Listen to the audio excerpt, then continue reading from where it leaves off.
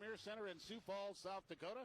Want to send a special shout out to all you folks watching and listening to the broadcast on the IFL Live Network.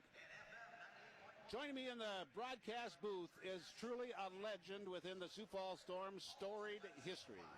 As a player, he wore a Storm uniform for 6 years from 2003 to 2008, and during that time, he scored 816 points by kicking a team-high 131 field goals and 423 point-after touchdowns. He was honored by the Storm organization by having his jersey number 25 retired, and its replica is now hanging in the Ring of Honor here at the Denny Stanford Premier Center. His touchdown-saving tackles are legendary, but he is most fondly remembered for the kick, the game-winning field goal against the Sioux City Bandits in the Storm's first championship in 2005. Ladies and gentlemen, it is my distinct privilege to introduce to you one of the Storm's greatest players, and my good friend, Adam Hicks. Rich, appreciate it. Thank you. It's good to be here, buddy. I tell you what, we've had some great times together, haven't we, over the years? Yes, we have. Yeah. And being in the broadcast booth has also been one of them. Yes. Yep, those we can talk about. Yeah, we had a lot of bus trips, folks. There's no doubt about it, and interesting times on the road. But Adam, thinking back on your time with the Sioux Falls Storm, those years that you kicked for the Sioux Falls Storm, it was a different time. The Storm wasn't as dominant, and getting to that 2005 championship season was a long road to hoe. Oh, long road. You talk about the years before that. And there were some struggles. And then even that year that we won it in 2005, I mean, that whole year was a struggle. Yeah. I mean, you had, your quarterback fluctuations and some players that didn't play the whole year, and then on the road for the playoffs. Oh, yeah. And it's not like that anymore. I mean, it seems like we always got home games. We're so dominant at home. And we had to have 4 wins against Rapid City to make the playoffs. Yeah, right. Yep. And then, going down on some tough road games in the playoffs just to get to the championship, and even the championship on the road. Oh, my. And 7,000 people crammed into the Tyson Event Center. What a rocking time that was. Yep.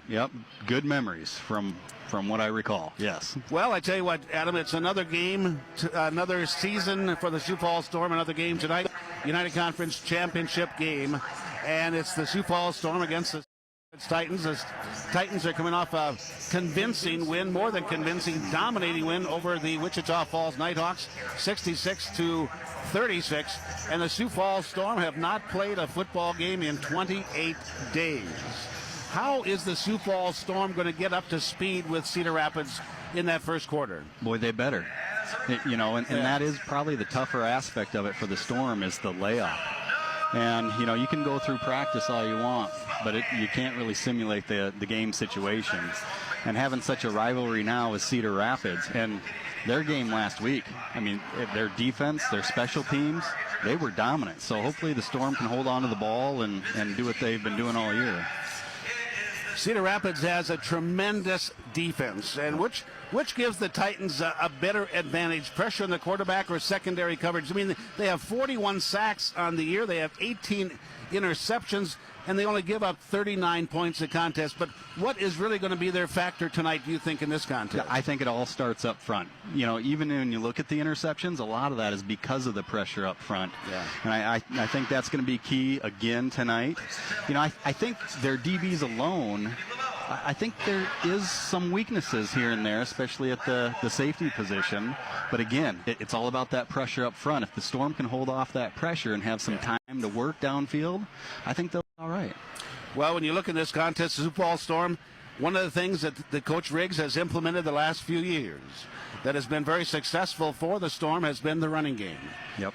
Also, the kicking game. Corey Williams is a threat for a touchdown. He has 5 kick returns for a touchdown. 4 were kick-offs. 1 was a missed field goal. He's had 4 called back because of penalties.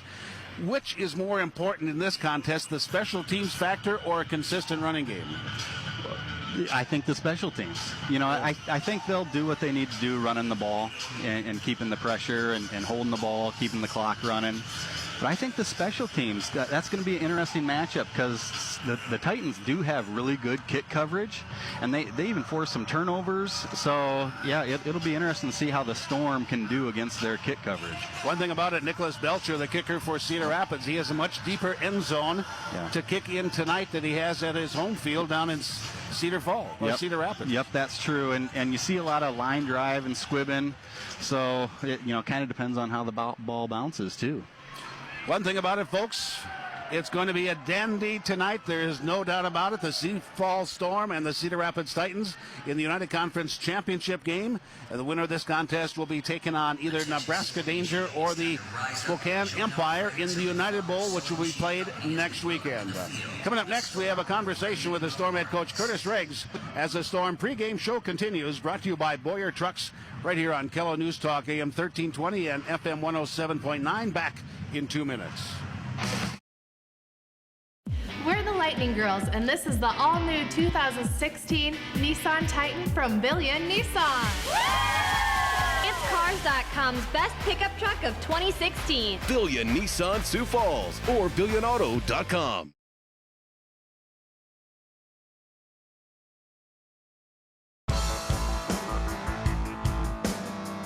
Eastway Bowl is more than just bowling. It's a full experience entertainment center.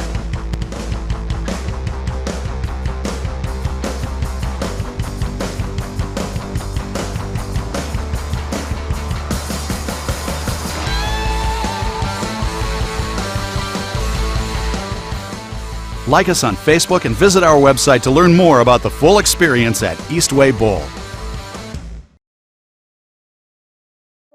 What's the smart way to base at the New Look, New Style celebration happening now at Granite Transformations? Schedule your free in-home design consultation today. You're not just disseminating facts. You're not just telling people what happened, but you're having to deal with the people it happened to. We want to capture the effect. Why is it so important? Why is this happening? Everything has an effect and everything has an impact. It's more than just providing headlines. It's the idea of this has happened and this is why you should care. It's the driver of how we do news, because we want people to know that we care.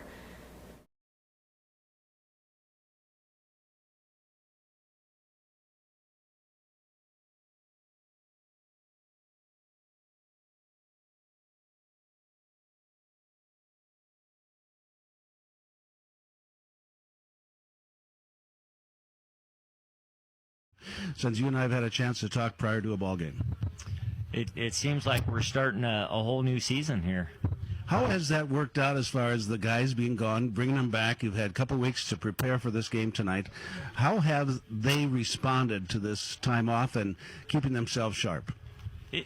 Practice-wise, they've done a great job. They've looked very good. But you just don't know. I mean, game time speed is so much different than practice.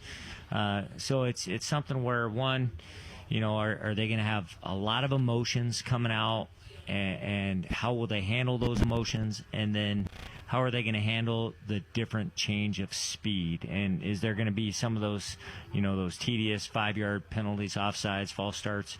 Hopefully not, but I guess we'll only find out when we go out and kick off. Sioux Falls Storm going to be taking on the Cedar Rapids Titans, United Conference Championship game.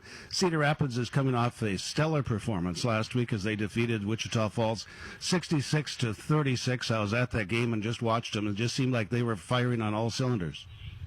Well, they had a great game plan. I mean, they hit some home runs, and then defensively, they just did what they do, and they were making Wichita Falls earn everything, and Wichita Falls was not very sharp, and it showed. And Cedar Rapids took advantage of first quarter miscues by Wichita Falls and really pounced on them early and put the game away. One of the things, thinking about this game as far as I'm concerned, that's one of the concerns that I would have with a team coming back after being off for quite some time, getting down early or allowing some of them, some of the Cedar Rapids players to make some big plays early. How do you coach for that? And if it does happen, how do you coach around it? Well, I think it's still an indoor football game. I mean, anytime you're still in it, even if you're down, we were down 18 points to Wichita Falls, and you just find a way. You got to get some stops, you got to get some scores.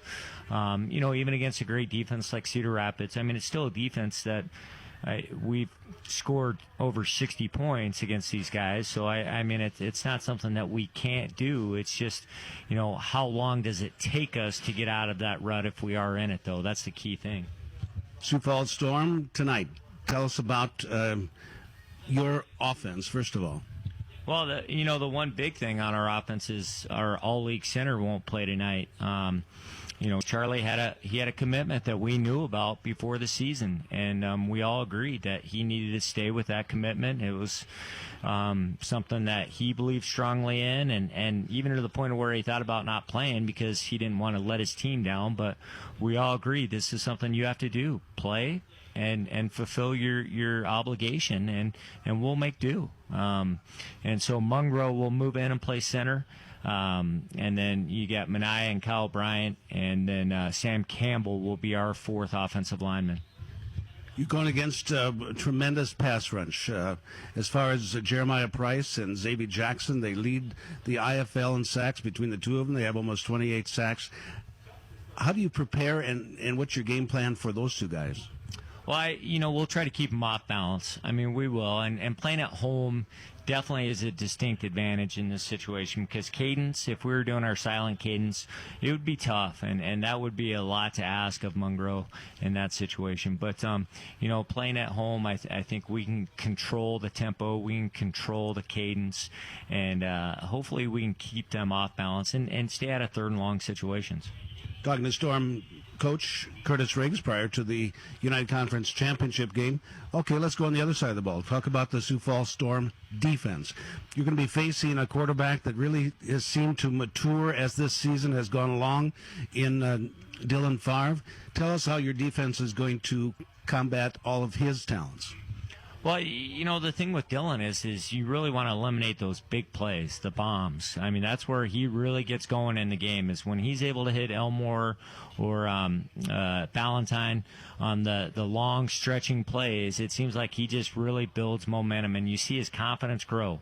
When you keep him in the pocket, make him have to try to force the ball a little bit, get some shots on him, that's when he struggles. And so, we're going to try to get after him. We're going to try to take away those big plays and really make him have to earn it. For this game tonight, what are the keys? Well, for us, is we got to keep their D-line off balance. I mean, we got to keep them off balance and then eliminate the big play on defense. And, I think if we can keep them off balance and Zoe can just take what they give. We don't need a touchdown every play. We should be okay. And I feel like we're still extremely good in the trenches. And I think our guys are fired up to prove that they are the best team. Very, Coach. Talk to you after the game. All right. Thanks, Rich. He is the head coach of the Sioux Falls Storm, Curtis Riggs. You've been listening to this segment brought to you by Boyer Trucks. We'll be back with more of the pregame show after we pause for this timeout. You're listening to Storm Football on Kella News Talk, AM 1320 and FM 107.9. Back right after this.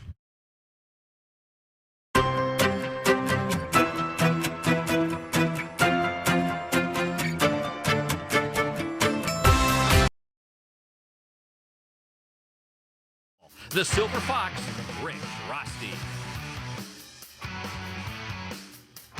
Crowd is filling in. They're expecting a crowd around 7,000 people here for the United Conference Championship game. Cedar Rapids, I was at their game last week. They struggled as far as their crowd is concerned. That may be a factor tonight. Adam Hicks in the broadcast booth with me. Adam, you were a player. How much is the crowd a factor coming into the Sioux Falls arena? Huge. I don't care who you are. You get a little nervous when there's 7,000 people yelling at you. So, yeah, and like Riggs said in the pregame, it's going to affect the cadence, what they do on offense, how the defense reacts to it. And nerves get you. I don't care who you are. And how can you offset those? We'll see. The Sioux Falls Storm being introduced here to the partisan home crowd. Dressed in red uniforms, all red, something I haven't seen all year. And their numbers trimmed out in gray with their gray helmets, their red spats, their red leggings. Totally a red out. A lot of fans wearing red here tonight also. And I've seen the Cedar Rapids teams over the past year, they have everything in a package that they can defeat Sioux Falls Storm. The Storm are riding a 60-game winning streak here in South Dakota, and the Titans have all of the weapons necessary to do it. And when you think about it, Adam, what is the small thing? What do you think a small thing in this ball game that could turn a tide? Yeah, I'd like to see how the Storm defense does against the Titans. And you kind of mentioned the name Favre. Even though you hate comparing him, you think gunslinger.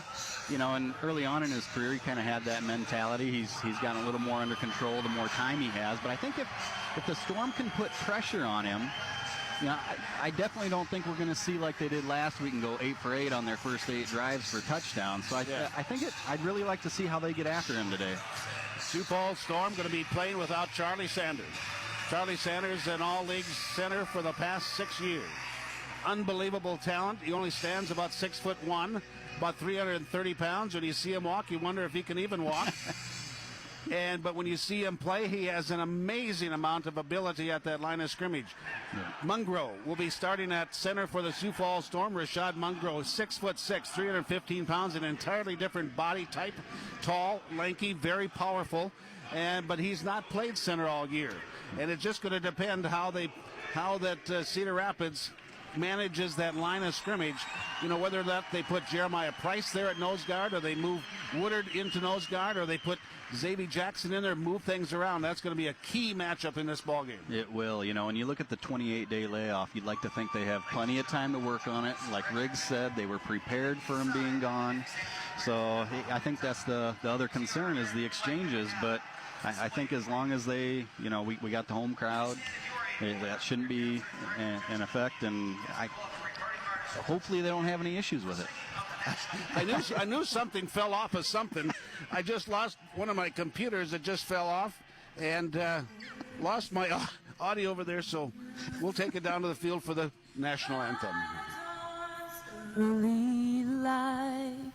What so proudly we hailed at the twilight's last gleaming, whose broad stripes and bright stars through the perilous fight o'er the ramparts we watched were so gallantly streaming, and the rocket's red glare, the balls bursting in air, gave proof through the night that our flag was still there.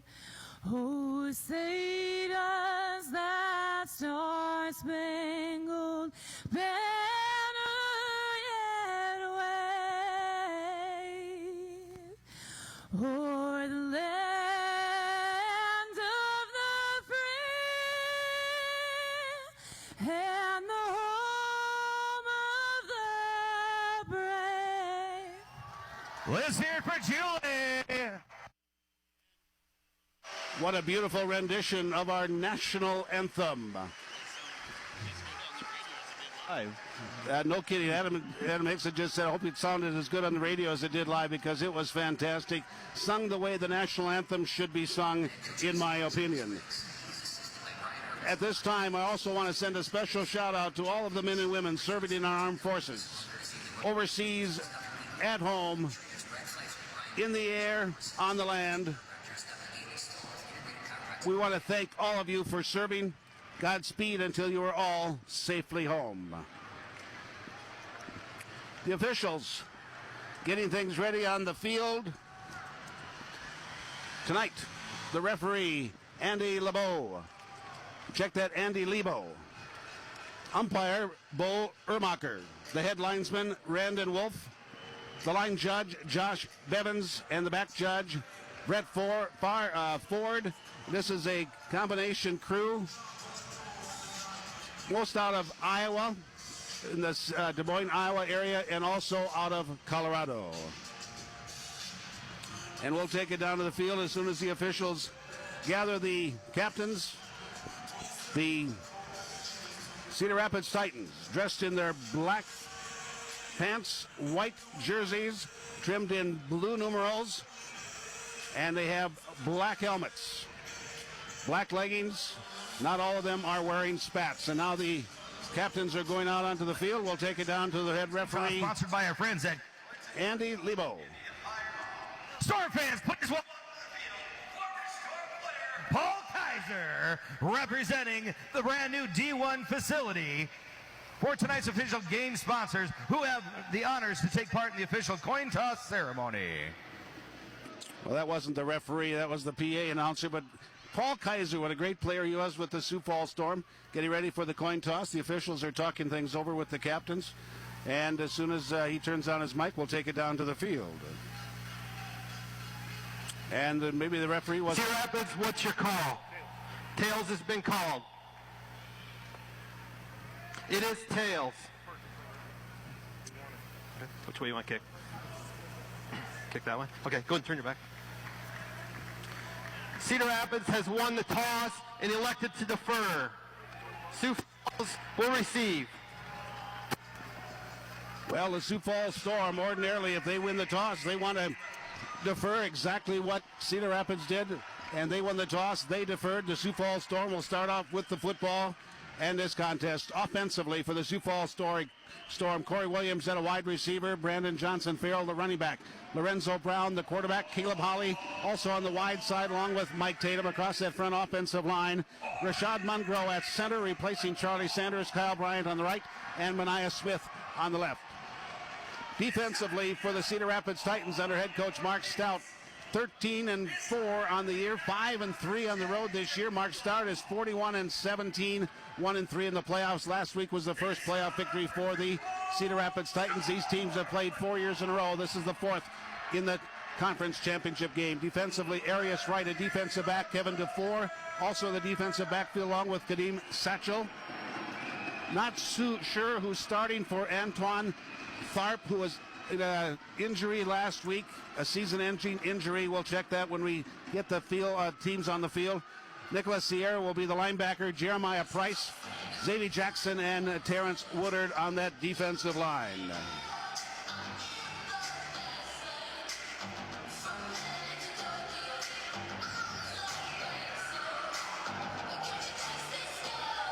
So getting ready to kick off will be Nicholas Belcher out of South Carolina State University. Back to receive the kickoff for the Sioux Falls Storm is Corey Williams.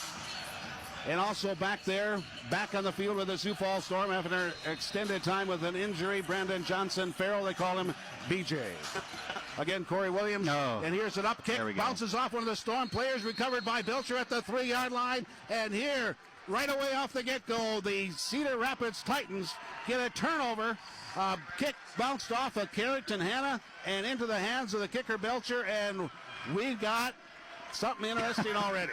Bullseye. I mean, we kind of talked about that pregame, how he likes to squib, and he just drilled it right at the guy in front of him, bounced right back to I've never seen it come back that well. No, you couldn't even toss it to him as good as that. I mean, that's the huge break. So you look at the Storm trying to get the ball first, wondering how they're going to do, and they don't even get the ball. Well, Cedar Rapids Titans are going to have the ball to start the ball game, also to start the second half. And now at quarterback, Dylan Favre, shotgun formation. Mark to his right, quickly fires it off to the right side. Reception made for about 5 yards to Elmore. They're going to give him forward progress out to the 10. Yeah, Elmore kind of seems like their big possession guy. I don't think he's going to burn you deep or anything, but nice little stopper out there. Now they go hurry up. Elmore 6'3", 215 pounds. Shotgun formation as the Titans taking a page out of the Sioux Falls Storm playbook, going to no huddle offense. Now Dylan Favre getting ready to change the play. To his right side is Venrick Mark, the running back. Two in motion to the left slot. There's the snap. Quickly looks upfield, gets it up there. Caught there by Cashmere. Cashmere caught it for a first down. Tackled into the boards by Fields at about the 21-yard line. Yeah, they had three on the left side there, and the middle guy just ran a 10-yard stop, and Favre hit him. Across that front line, Terrence Clark, Deshaun Bird, and A.J. Harmon for the Titans. Now Ballantyne split to the right side. Cashmere And another in motion to the right side. That's Ballantyne in motion. It's going to be Favre on the keeper. He takes it off the right side, takes it up just shy of the 25-yard line. Going to mark him down at about the 24. Fields on the stop along with Brendan Pegues. Yeah, we'll see Favre run the ball quite a bit. He's probably their most effective runner. He has 447 yards rushing, 18 rushing touchdowns does Dylan Favre. Last week he had a big game against Wichita Falls. 6 passing touchdowns, also ran for 1. Crowd getting into it. 13:01 to play in this first quarter, no score. First possession after a bounce kick off the up blocker. Yep. Here's the rush on Favre, and he gets tackled in the offensive backfield. And tackling down there was Tyler Knight. Tyler Knight wants intentional grounding as the pass went to the right side. Did it get past the original line of scrimmage? Yeah, Rich, he was for sure still in the pocket, and he threw it right at the side judge as he was going down. So, yeah, I mean, you know he was getting rid of it just to avoid the sack. Now the officials talking about it at about the 15-yard line. Now the Cedar Rapids Titans going to huddle up. Their offensive coordinator is Dixie Wooten. Remember calling his name a lot when he played in the IFL. Sure do. 12:38 clock is stopped. We'll take it down to the referees. There's no foul for intentional grounding. The ball crossed the line of scrimmage and the quarterback was outside of the tackle box. Third down. Questionable. One thing about it, there is no instant replay for the officials, but there was for us. Right. So now Favre is faced with a third down and long. Third down and about 15 yards to go. Need to get down to the Sioux Falls Storm 19-yard line to pick up the first down. Yeah, big third down here. They got 2 receivers on each side. They kind of like to cross a lot and confuse the DBs, so we'll see what they do here on third and long. They're going to move the ball back up to the original line of scrimmage. It was not intentional grounding, so there's no penalty. There's no tackle back in the offensive backfield. Even the umpire thought it was a penalty. He already marked it off. Yeah. So now instead of 3rd and 15, it's going to be 3rd down and 7. 3rd down and long 6, they're going to call it officially. Now Favre getting the play from Dixie Wooten. Favre running out of clock. It's down to 11 seconds. He has plenty to go. He's going to reset his offense, put 2 in motion, 1 each slot. Back to pass, Dylan Favre. Under pressure, steps out of a tackle, rolling to his right side, pumps once, looking.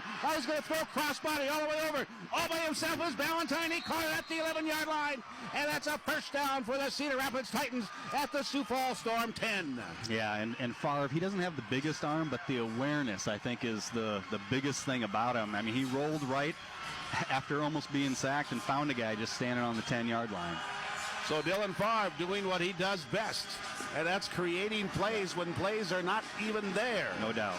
And now it's going to be first down and goal. They're going to call it first down and goal at the 10-yard line. Favre on the keeper. Zigzags to the right side. Going to be brought down by Brandon Pegues.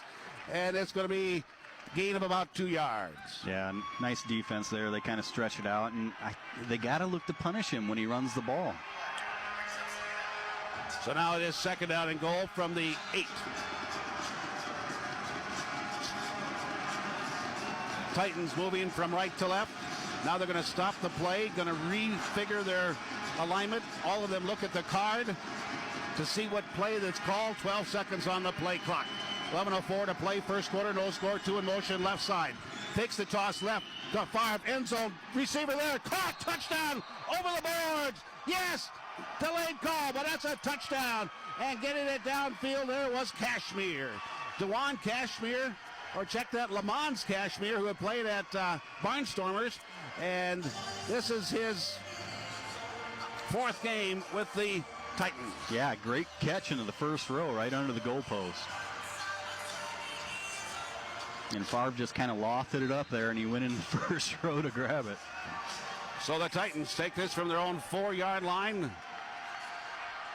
46 yards in 7 plays. And now Belcher with his point after touchdown. Puts it up, kicks it off the left upright. It is no good. And the score stands. It's the Cedar Rapids Titans 6 and the Sioux Falls Storm coming to bat. And we'll be back after this 30-second timeout. 10:53 to play in this first quarter. Cedar Rapids up on top over the Storm. You're listening to this broadcast brought to you by Fireplace Professionals right here on Kello News Talk, AM 1320 and FM 1079. Back in 30. Need the news.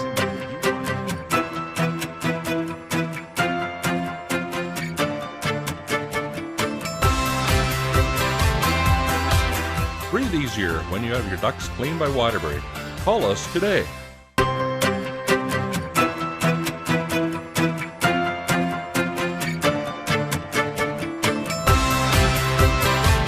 Save on your energy bill with a new furnace from Waterbury. Call for your free estimates. Your body, a remarkable network. And it's the Titans capitalized on a kickoff that went off one of the up blockers right in the hands of Belcher. And now here's another kick rolling down. It's going to be picked up there by BJ Brandon Johnson Farrell. He'll advance it on the right side, across the 15 up to about the 19-yard line before he's brought down by Sierra. But a flag is resting at the 18. He was aiming for the up man again. He almost got him, but we talk about how the ball bounces, and this leads to a great start for the Titans. I mean, they couldn't have scripted it any better. Waiting for the call by the referee. During the return, holding number 16 from the receiving team.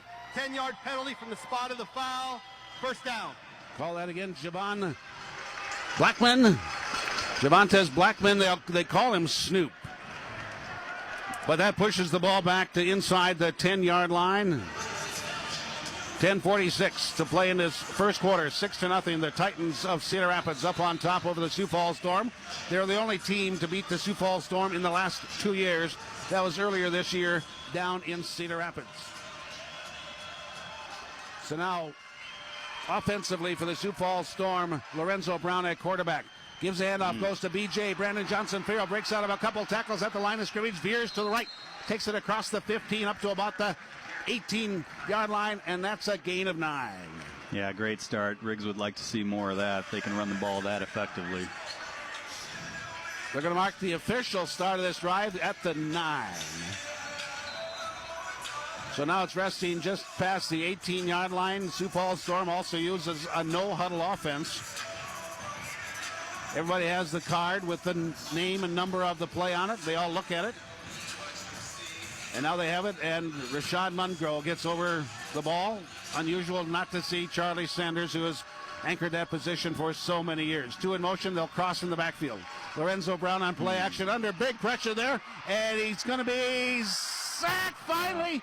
Oh, he finally gets the ball off. They never whistled the play dead, and somehow Lorenzo Brown stayed up long enough to get rid of the football. Wow, talk about tough. I mean, he kept fighting them off. They had him. He was high-stepping, trying to get away, and they held him, and he finally got rid of the ball to a guy hanging out in the backfield, and it's just incomplete just to get rid of it. And they're giving the same call as they did in the previous series to Cedar Rapids.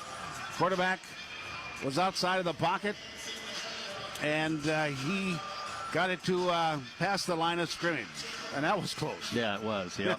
Yep. Now a big third down here. So just under 9 minutes to go in this first quarter. Cedar Rapids Titans leading over the Sioux Falls Storm by a score of 6-0. Storm's first possession, and now they're going to have to spend a timeout. So the Sioux Falls Storm call a timeout.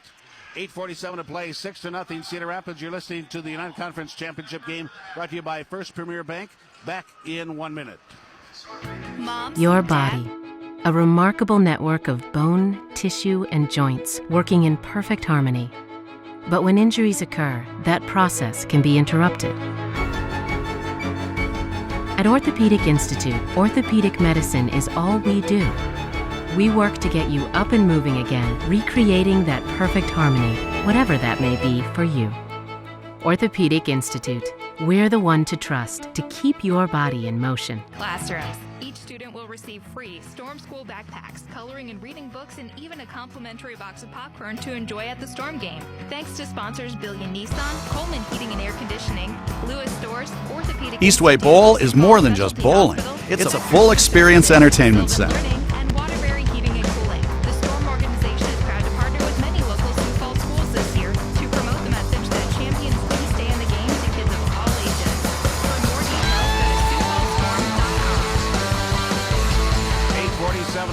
Like us on Facebook and visit.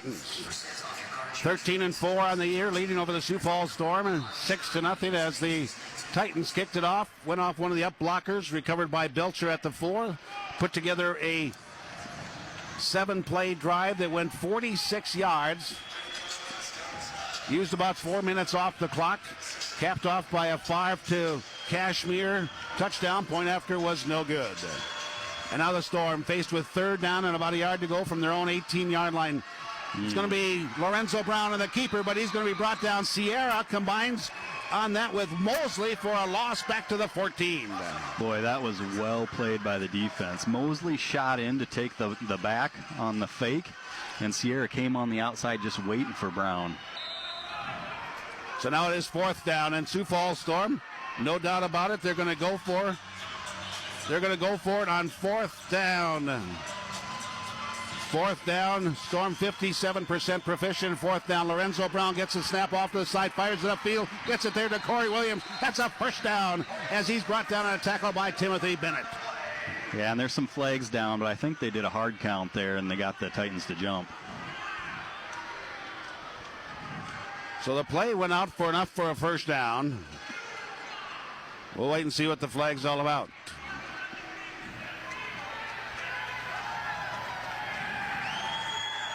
Illegal defense, number 93, 5-yard penalty, still 4th down. So they whistle the play dead. But that can't. Coach Riggs is arguing the point on that, whether or not that play should stand, which was a first down. Yeah, they didn't blow it dead. That shouldn't be a dead ball foul.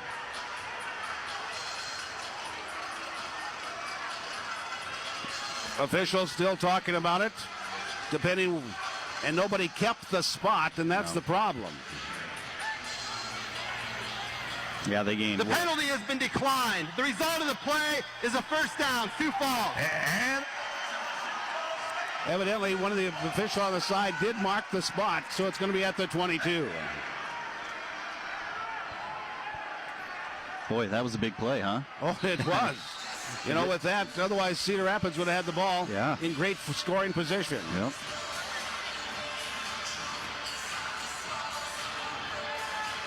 Coach Riggs still talking about that with the referee, Andy Lebo. So 7:54 to play first quarter. Clock continues to roll. Storm trailing 6-0 to the Titans. Back to pass, Lorenzo Brown on play action. Fires it off to the right side. Reception made there to Holly. He caught it at about the 21-yard line of Cedar Rapids. That's good for about 7. Yeah, beautiful catch on the outside right there. I feel like he could put on a show on how to catch a football. I mean, he goes down low to the left, 2 hands just like that. I mean, it's beautiful to watch. He signed as an undrafted free agent by the Buffalo Bills in 2014. And he also played with the LA Kiss of the AFL. 2nd down and about 3 for the Sioux Falls Storm at the 21-yard line of Cedar Rapids. Lorenzo Brown back to pass with time, fires it across the middle. Two-handed catch by Tatum at the 5-yard line, takes it down to the 1 before he's pushed out of bounds on a touchdown-saving tackle by Nathan Lindsay. Yeah, and the middle linebacker, Sierra, kind of drifted outside. I think he kind of expected Tatum to run that route, but Brown threw a beautiful touch pass over him with Tatum crossing. Got him right down to the goal line. Great blocking by that offensive line, giving Lorenzo Brown a ton of time.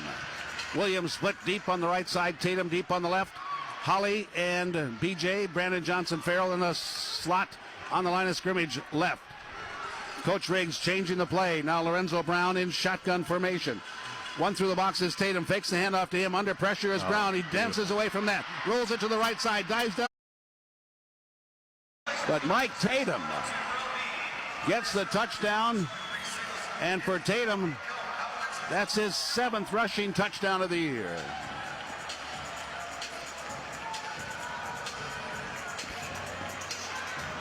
Oh, I'm sorry, check that, Lorenzo Brown. You're absolutely right. They faked the handle, but it is Lorenzo Brown. Yeah, and then Tatum was blocking and kind of got squished against the wall there. It's hard to tell. And now Sarabatka with the point after touchdown. And he puts that up, and it is good. And the Sioux Falls Storm have taken the lead 7-6. And while I get my eyes checked, We'll take a 30-second timeout. And you had 8 and 23. They look about the same. There's about 4 inches different in height. Yeah, no doubt about it. We'll pause for 30 seconds. You're listening to Storm Football United Conference Championship game brought to you by Lewis Drug. Back in 30. Moms. Eastway Bowl is more than just bowling. It's a full experience entertainment center.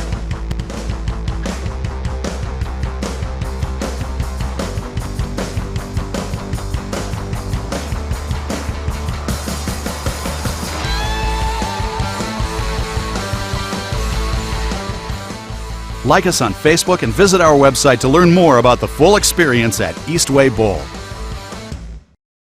Rusty along with Adam Hicks and the Sioux Falls Storm put together an extended drive of 8 plays as they took it 41 yards, used 4 minutes and 22 seconds on that drive.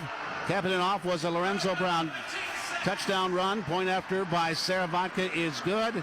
And the Sioux Falls Storm lead 7-6, 6:23 left to play in this first quarter. Boy, yeah, you know, a couple things, Rich. I mean, you think what could have happened in the swing of things on that, you know, from that 4th down where the Titans could have had the ball and possibly gone in to score, to keeping the drive alive and going down and scoring.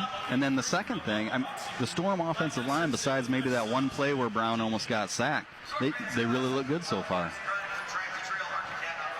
So now the Sioux Falls Storm, Justin Sarabatka getting ready to kick off for the Storm, and the Titans getting their last minute instructions from the bench, and they'll position themselves, Ballantyne and Arias Wright, back to receive this kickoff. And you're listening to Storm Football, brought to you by Mattress Firm.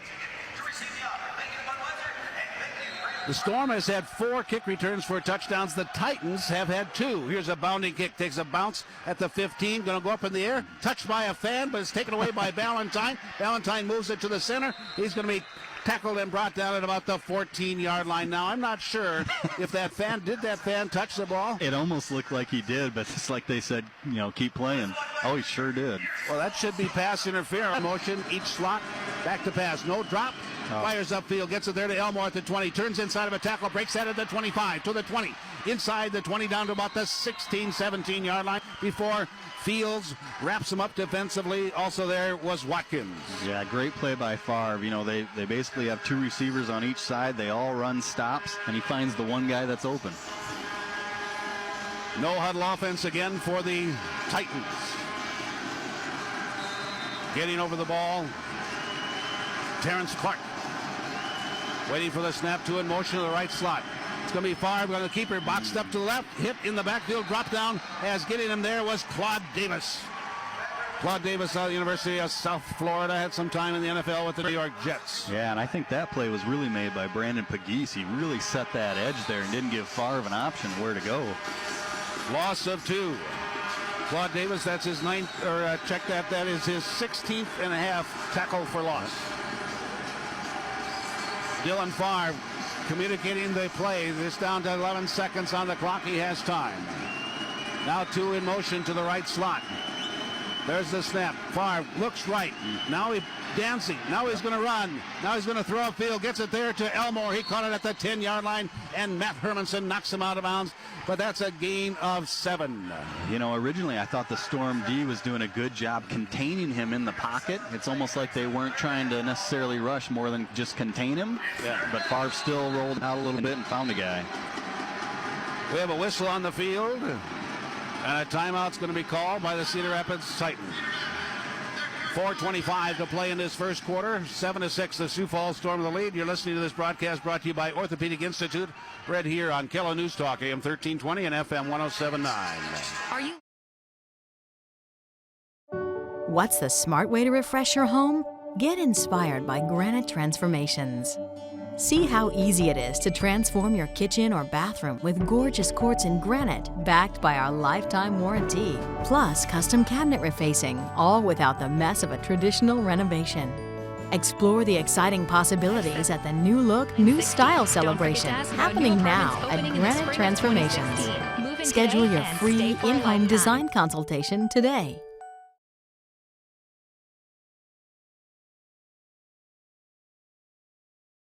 You're not just disseminating facts. You're not just telling people what happened, but you're having to deal with the people it happened to. We want to capture the effect. Why is it so important? Why is this happening? Everything has an effect and everything has an impact. It's more than just providing headlines. It's the idea of this has happened and this is why you should care. Well, things are getting noisy here at the Denny Stanford Premier Center. The Titans have third down and about 3 yards to go from the Sioux Falls Storm 10-yard line. They'll put two in motion, left slot. Dylan Farr lofts it over to the left side on a touch pass, and he's trying to get that to Mark. They didn't whistle the play dead. They're going to say it's a lateral picked up there by Tight. Tyler Knight's going to take it to the house in the end zone. You're not just disseminating facts. You're not just telling people what happened, but you're having to deal with the Wow, Rich, you and I are going to have to watch this one again. Again, Pegues makes the play. He sees the back sneaking out to the left side of the backfield. He follows him and totally disrupts the lob pass. We'll hopefully see it on the replay here. Oh, that's close. He was trying to get that pass to Benrick Mark as he was swinging out of the backfield to the left. And Tyler Knight picks it up and carries it 32 yards for a touchdown. Wow, Favre had a little bit of pressure in his face, so he had to lob it out to the left. But again, Pegues makes the play just by getting in the way. And they call it a lateral, and it certainly could have been. The angle was a little off from what we saw. Brandon Pegues named to the first IFL team. First team all IFL along with Tyler Knight. And now Servatka with the point after touchdown, and he drills it. No, it's no good. I'm sorry. From our angle, I thought it was. Yeah, I did too, Rich. So 1 of 2 in point after touchdowns. We're going to take a media timeout. 4:12 to play in this first quarter. It's a Sioux Falls Storm 13 and the Cedar Rapids Titans 6. And we'll be back after this timeout. Brought to you by Scott's Lumber and Supply Company here in Sioux Falls, right here on Kilo News Talk, AM 1320 and FM 107.9. When you run a business, You're not just disseminating facts. You're not just telling people what happened, but you're having to deal with the people it happened to. We want to capture the effect. Why is it so important? Why is this happening? Everything has an effect and everything has an impact. It's more than just providing headlines. It's the idea of this has happened and this is why you should care. It's the driver of how we do news, because we want people to know that we care.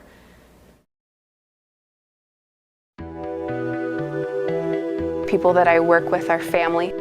We get more time with the patients to deliver that personalized care. I know that our patients are satisfied and happy with their outcomes. And I've had more than one patient say to me, you know, I can really feel that you guys like being here and taking care of patients. And that's wonderful to hear, because that's the truth. We give the best care in the world. And just a better overall experience for the patient.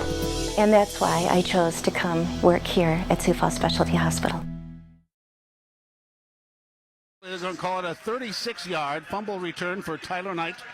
Point after touchdown by Servatka is no good. The Sioux Falls Storm leads by 7, 13-6. And now Justin Servatka going to be kicking off for the Sioux Falls Storm. Back to receive is going to be Wright and Ballantyne.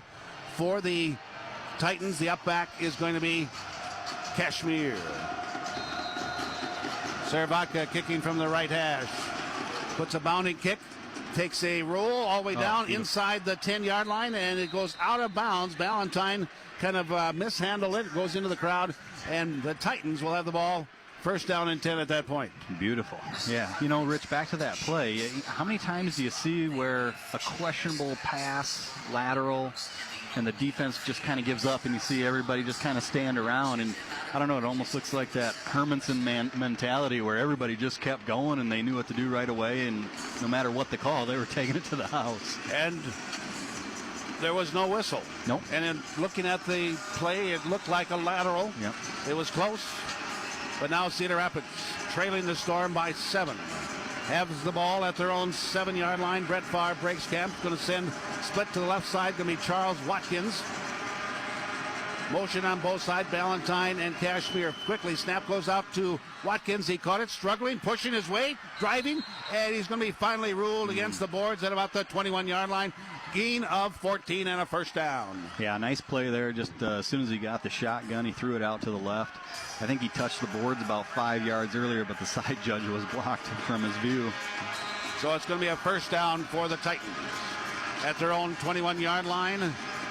Terrence Clark, the center, left-handed snapper, gives it off now there to Mark. Mark goes around the right side, breaks a tackle, crosses the 25 into Storm territory. Going to be wrestled and brought down at about the 23. Making a stop defensively for the Sioux Falls Storm, John Setzer. Yeah, Venrick Mark, he seemed to make a lot of plays when he was at Northwestern. I remember watching him quite a few times on TV. Absolutely. So now into Storm territory, second down at about 3. It's going to be at the 22-yard line. Need to pick up the 19 to pick up the first down. Favre getting the play from the offensive coordinator, Dixie Wooten. Now everybody looking at their wristband, getting to everybody on the same page. Ballantyne and Kashmir in motion left slot. Favre with time, shuffles it off to the right side, gets it to Venrick Mark. He's pushed in the boards by Blackman, but it's going to be a first down at the 18-yard line of Sioux Falls. Yeah, good defense by the Storm there, but Favre again going through his progression, knowing where his outlet is, off to the right and found Mark. Venrick Mark, 5'8", 175-pounder. Been with the team. This is his third ball game. Has 5 rushing touchdowns. Now 2 in motion left side. Favre is going to keep it. Found some room. He's at the 15. Going to be wrestled down there by Tyler Knight. Tyler Knight just became the all-time leading tackler in Storm history. 169 past our good friend Mark Blackburn, who goes into the IFL Hall of Fame next week. Yeah, 2 great players. And Knight there fights off a blocker. You can see why he's now the leading tackler. That was a great play. So the ball's at the 14-yard line of Sioux Falls. Storm leading 13-6. 1:43 to play first quarter. And the Titans changing the play practically every play. And now Favre in shotgun. Motion in both slots on each side. Back to pass Favre. Looking right all the way. Fires it up there. Gets it to Venrick Mark. Makes a move. Drives his way into the boards now. And it's going to be a first down for the Cedar Rapids Titans, I do believe. Boy. And a flag comes out. A flag comes out late. And we'll wait and sort this pup out. But Cedar Rapids says it's against the Sioux Falls Storm on a late hit. Officials talking about it. Andy Lebo will tell us about it. 1:14 to play in this first quarter. The other championship game won't be played till tomorrow afternoon out in Spokane, as they will be hosting the Nebraska Danger. The result of the play is a first down. Unsportsmanlike conduct. Number 6, defense. Half the distance to the goal. First down. Going to charge that against Elijah Fields for the Sioux Falls Storm. So the first down takes it down to about the 6. Then the penalty puts it down at the 3. First down and goal for the Titans, trailing the Storm by 7 with 1:07 to play first quarter. Now the Titans switching the plays around. Now Venrick Mark is going to be to the left of Favre. 2 in motion left side. Toss goes to Mark. He'll take the corner easily into the end zone. Touchdown Titans. And they're 1 point away from tying this contest. Yeah, nice blocking by the receiver there to get the DB into the end zone, and Pegues just couldn't cut it off. Venrick Mark picks up his 6th rushing touchdown of the season. This is only his 3rd game. Came in the ball game 53 yards, averaging about 26.5 yards a contest. And now Nicholas Kashmir trying his 2nd point after touchdown. He missed the first one.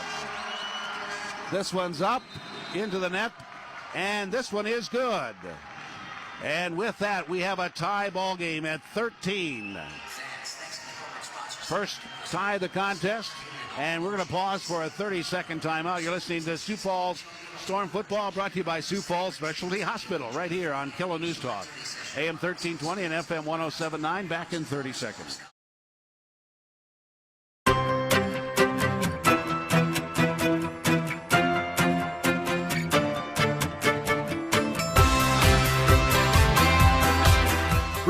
easier when you have your ducts cleaned by Waterbury. Call us today.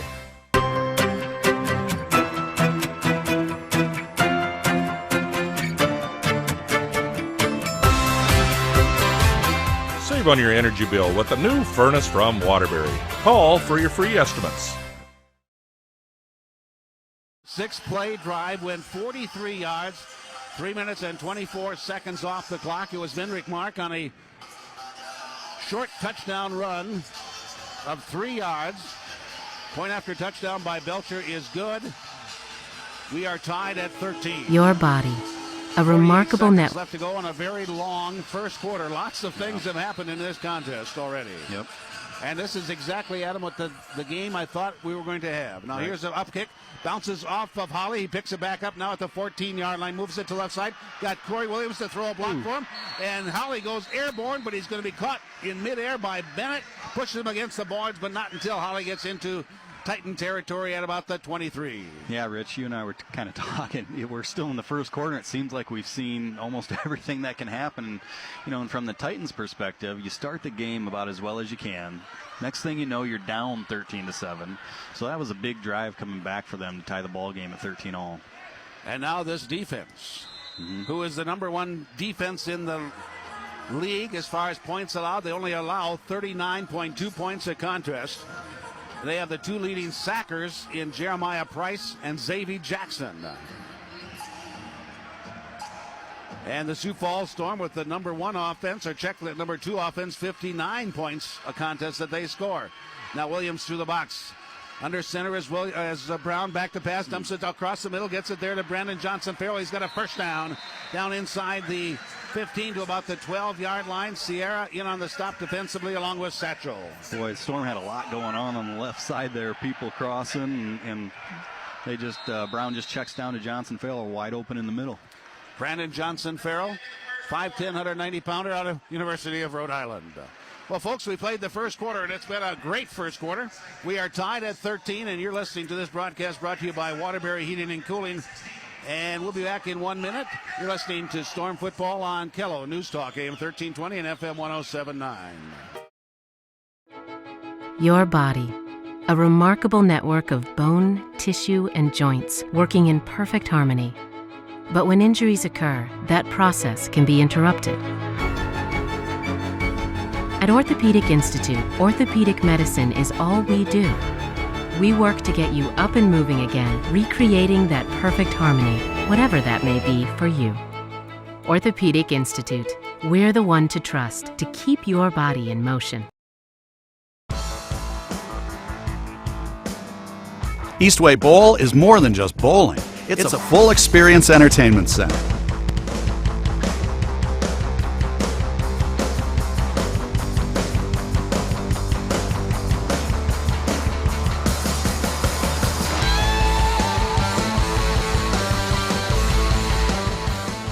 Like us on Facebook and visit our website to learn more about the full experience at Eastway Bowl.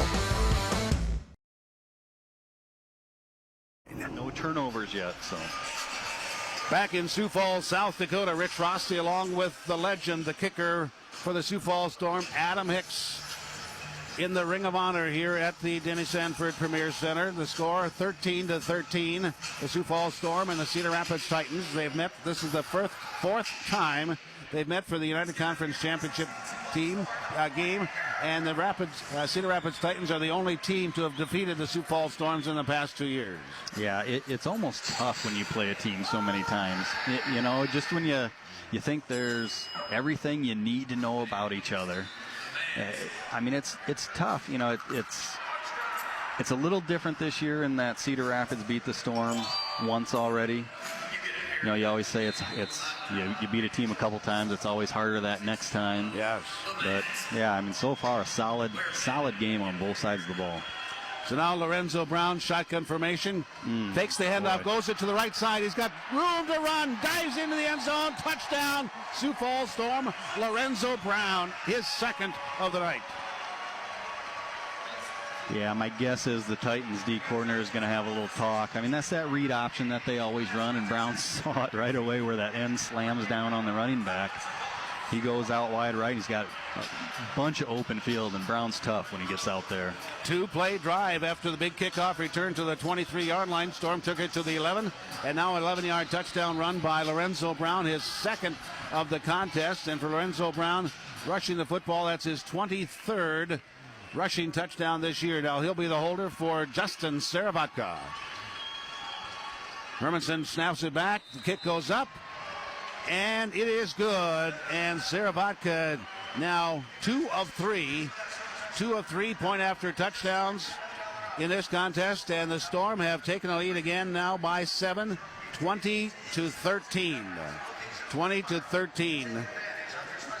And we'll keep it right here. Going over the stats of that first quarter, Lorenzo Brown, 4 of 5, 47 yards in passing, long of 20, no touchdowns. Leading rusher, Brandon Johnson-Farrell, 1 carry for 8 yards for the Storm. Mike Tatum, 1 reception for 20. Brandon Johnson-Farrell, 1 for 12. For the Titans, Dylan Favre, 9 of 10, great percentage, 94 yards, 1 passing touchdown, long of 19. 3 receptions to Elmore, a couple to Cashmere and Mark, and 1 single to Valentine and Watkins.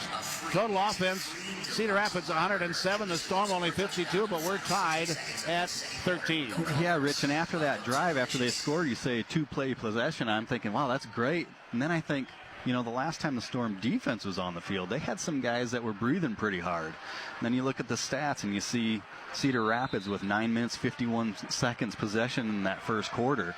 Well, let's watch the Storm defense here in the second quarter and see how they come out. And check that it is not tied at 13. It's 20-13, the Storm after the last touchdown. Vendrick Mark on the return up the center at the 10-15.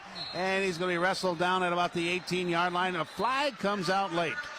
And we'll wait and see what that's all about. But the Cedar Rapids Titans have 14:48 to play in this first half. Here's the official. During return, holding, number 3 on the receiving team. 10-yard penalty from the end of the run. First down.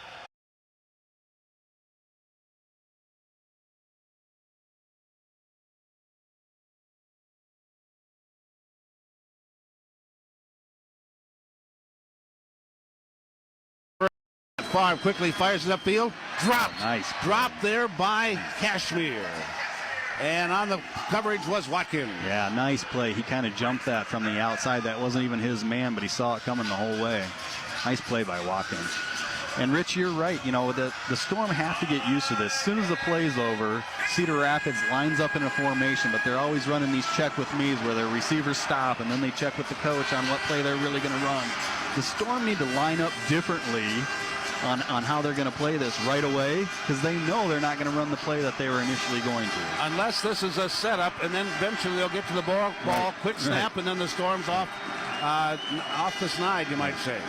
Back to pass. Favre looking, shuffles it off, gets it there to Mark in a desperation. But he's going to make something of it, but it's still a loss of about 2, as tracking him down was Tyler Knight and Brandon Pegues. Yeah, good defense, and that's just Pegues with the heart, not giving up. Nice play.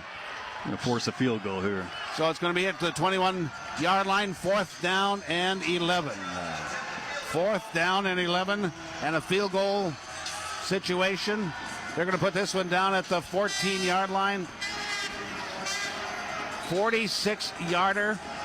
And from 40 to 49, Belcher is 3 of 11.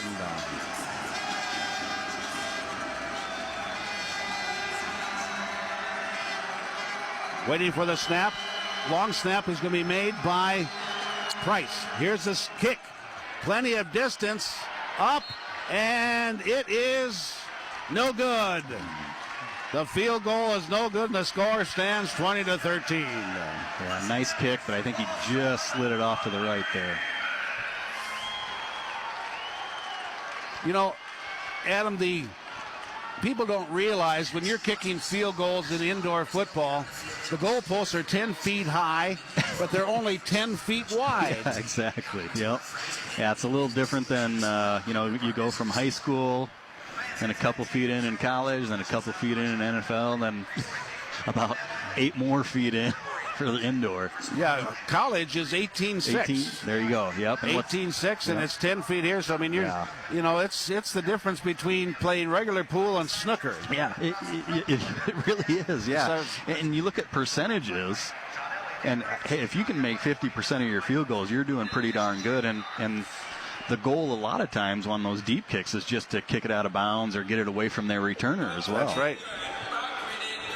But now the Sioux Falls Storm with a 7-point cushion looking to add here. He's going to send split right is going to be Williams. Split to the left side is going to be Mike Tatum. Brandon Johnson Farrell to the right of Lorenzo Brown. Holly split right. Brown pumps right. Now he's going to run left. Gets a block by Tatum. And that takes a play, goes out to about the 13-yard line. Mike Tatum got a great block on Kadeem Satchel. Yeah, great defense, giving Brown nowhere to go. Brown sneaks out to the left side, and Tatum gets a nice piece of his man, spring him for about 5 more yards. Gain of 7, second down and about 3. Storm need to get to the 15-yard line to pick up the first down. Lorenzo Brown works under center this time. Brown has Tatum through the box, but he goes back to pass, drop back, going for the home run, looking for Holly, and it's going to be over his head. Incomplete coverage there by Arias Wright. But we have a flag on the field resting at the midfield stripe, the 25-yard line. Yeah, I'd almost say that's in the area of illegal contact, but they got another flag at the line of scrimmage, too. Yes, there are 2 flags on this play.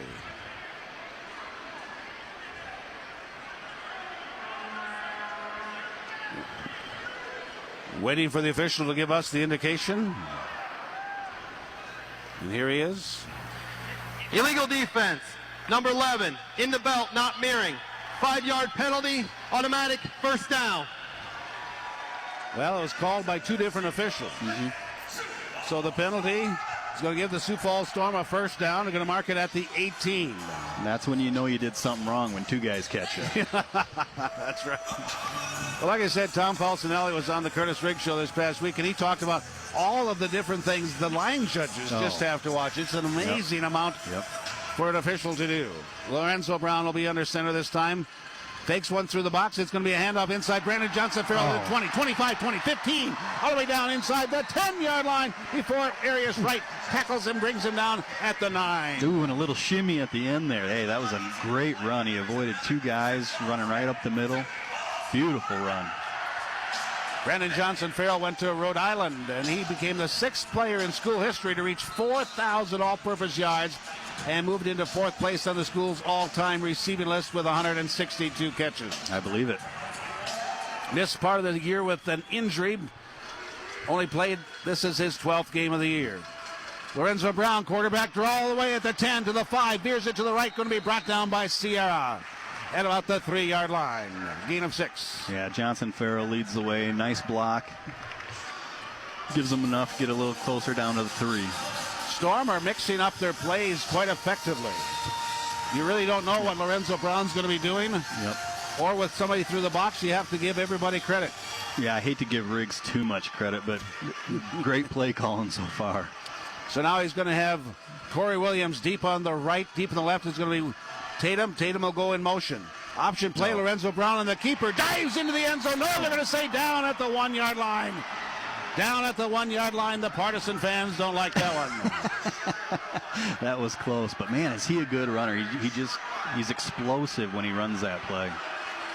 But the Storm, no huddle offense. It's 3rd down and about a yard. Yeah, all right. I'll probably say that was a good call on the replay. So Lorenzo Brown will be in shotgun formation. BJ will be split to left. Holly right. Deep right is going to be Williams. Deep left is going to be Tatum. Storm have already used 1 timeout in this first half. 8 seconds on the play clock. Tatum through the box. Runs into Lorenzo Brown. Lorenzo Brown's going to be tackled and brought down by Xavier Jackson. Tackle for a loss to the 4-yard line, and Xavier Jackson, that is his 23rd tackle for loss this year. Yeah, they had Tatum coming in from the left, and they were going to run that read option, but you know what threw that play off was a bad snap. Lorenzo had to reach down to his right to get that snap, and they just kind of bumped into each other and never got going on that play. Loss of 3. So it's going to set up a 4th down, and Coach Riggs wastes no time in calling Justin Saravanka out for a field goal. And Saravanka, they're going to put this one down at about the 11-yard line. 22-yard, 4 of 5 in the 20 to 29-yard range.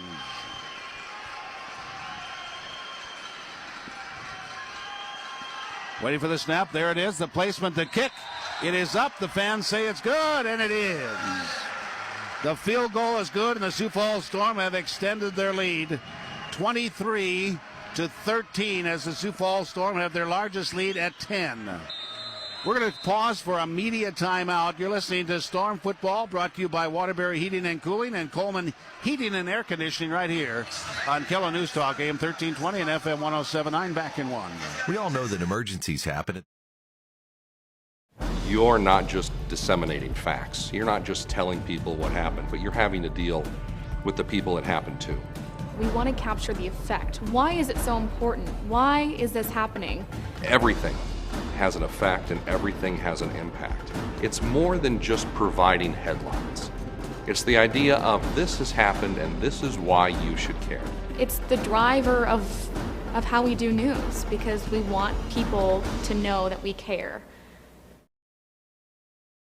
And wound up with a 21-yard field goal by Justin Saravatka.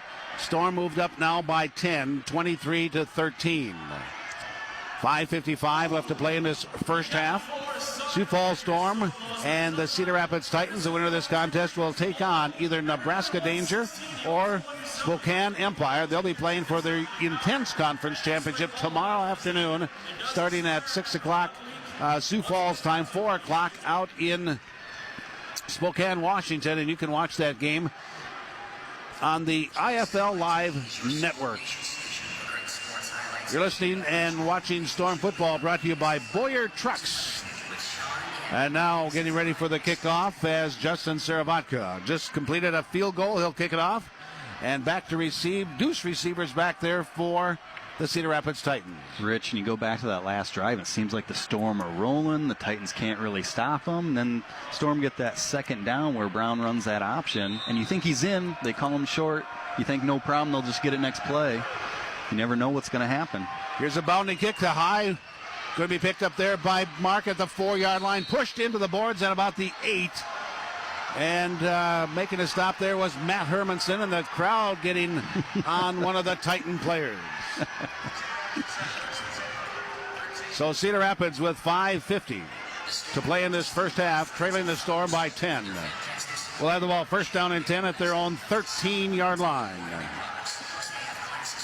You're listening to Storm Football, brought to you by Budweiser and the folks at Beal Distributing. 5:50, clock roll. Titans break camp. Set up first down and 10 at their own 13-yard line. Dylan Favre, marked to his left, two in motion, right slot. Back to pass, Favre looking left, now he's going to run. Now he's in trouble, going to be brought down. As getting him there was Claude Davis. Yep, and again, Claude more in that contain mode than the rushing mode. Pays off that time. Nowhere to go downfield. Favre takes off, and Claude's right there. Makes a nice play. Claude was in the AFL, wound up going up to Billings before he wound up with Sioux Falls. Now second down and 9 after the short 1-yard gain. Favre changing the play. We won't hold that Billings against him. I think there's a few Storm players that have come from there. Yeah, no kidding. Charlie and Mania. Yep. Gerald Davis. Back to pass. Favre under pressure. Now he's going to run. Now they're going to blow this one dead. And it's going to be probably a penalty against the offense. Prior to the snap. False start. Number 14. Offense. 5-yard penalty. Still. Second down. Yeah, you wonder if that one's more on the center because it looked like 2 receivers were offsides.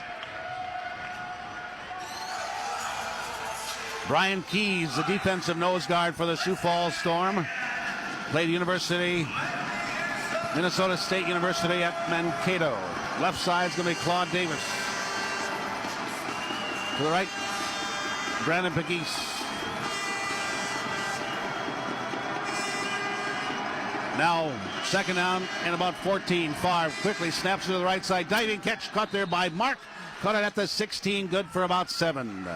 Yeah, they line up Mark, the running back, out wide quite a bit, and he just runs a 5-yard stop. Favre sidearm slings it to him. Nice catch, though. One thing about Favre, he does not drop back. When he's in shotgun, he just stands right there, and he'll check over the field. Probably gives him a second or two. You're exactly right, and I think that's why you see a lot of teams going to the shotgun at any level. It gives that quarterback more of a view of the field, a little more time to get their reads down. Trips to left side, two in motion. Mark in the backfield. Back to pass, Favre. Upfield. Flag on the field. Pass caught by Ballantyne. He's going to be wrapped up by Fields. It's a first down at the Storm 22, but a flag on the field. Yeah, I think Elijah Fields is down too. We'll have to check on that. And he is down. Illegal contact. Number 6, defense. That penalty has been declined. The result of the play, it's a first down. So it's going to be a first down for Cedar Rapids at the Sioux Falls Storm 22-yard line, and Elijah Fields is still down. Ryan Brink and company are out there attending to him. Chad Morrison, the other trainer. And we're going to have a timeout on the field for injury. So we're going to pause for a 30-second timeout. You're listening to Storm Football, brought to you by Fireplace Professionals right here on Kello News Talk, AM 1320 and FM 107.9. Back in 30.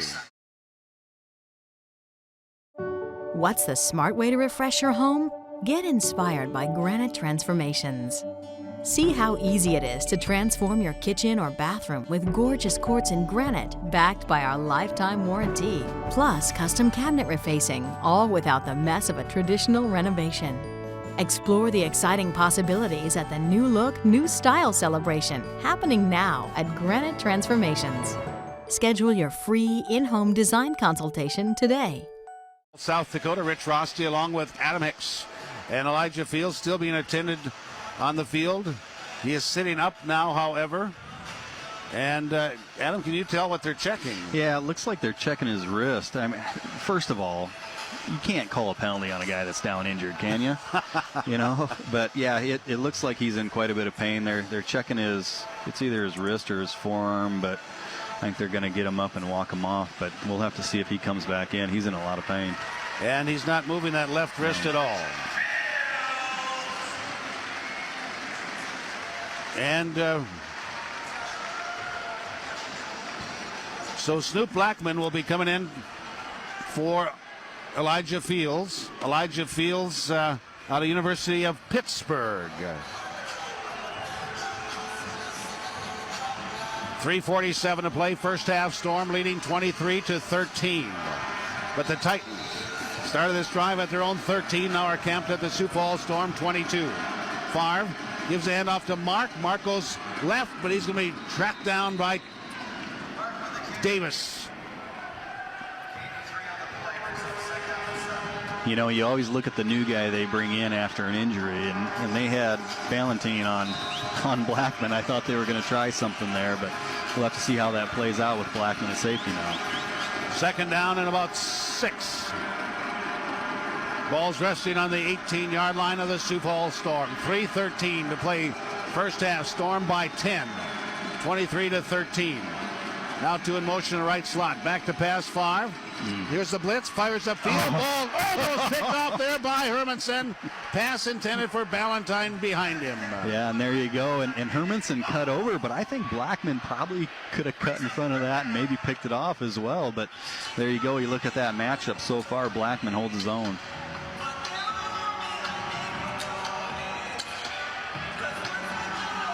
.240. Clock will roll until we get down to the inside of the 1 minute timeout or 1 minute warning. Cedar Rapids calls the timeout, so we'll pause for 1 minute. 2:35 to play in this first half. 23-13 Storm. You're listening to this broadcast brought to you by First Premier Bank. Back in 1. At Midwest Family Care.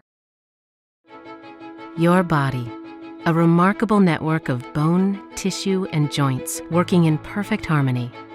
But when injuries occur, that process can be interrupted. At Orthopedic Institute, orthopedic medicine is all we do. We work to get you up and moving again, recreating that perfect harmony, whatever that may be for you. Orthopedic Institute, we're the one to trust to keep your body in motion. What's the smart way to refresh your home? Get inspired by Granite Transformations. See how easy it is to transform your kitchen or bathroom with gorgeous quartz in granite backed by our lifetime warranty. Plus custom cabinet refacing, all without the mess of a traditional renovation. Explore the exciting possibilities at the New Look, New Style celebration happening now at Granite Transformations. Back to pass. Now he rolls right. Now he stops. Now he's in trouble. Flag comes out. He's going to be tracked down there by Tyler Knight. No gain in the play, but we have a flag in the defensive secondary resting at the 9-yard line. Yeah, I think that's going to be against the Storm. I think Ballantyne was running around as Favre was scrambling, and he got tackled downfield. A hold or whatever you want to call on the Storm. Here's Andy Lebo. Holding, number 13, defense. 10-yard penalty. The result of the penalty is a first down. So the penalty will take it down for a first down for Cedar Rapids, trailing the Storm by 10, 23-13.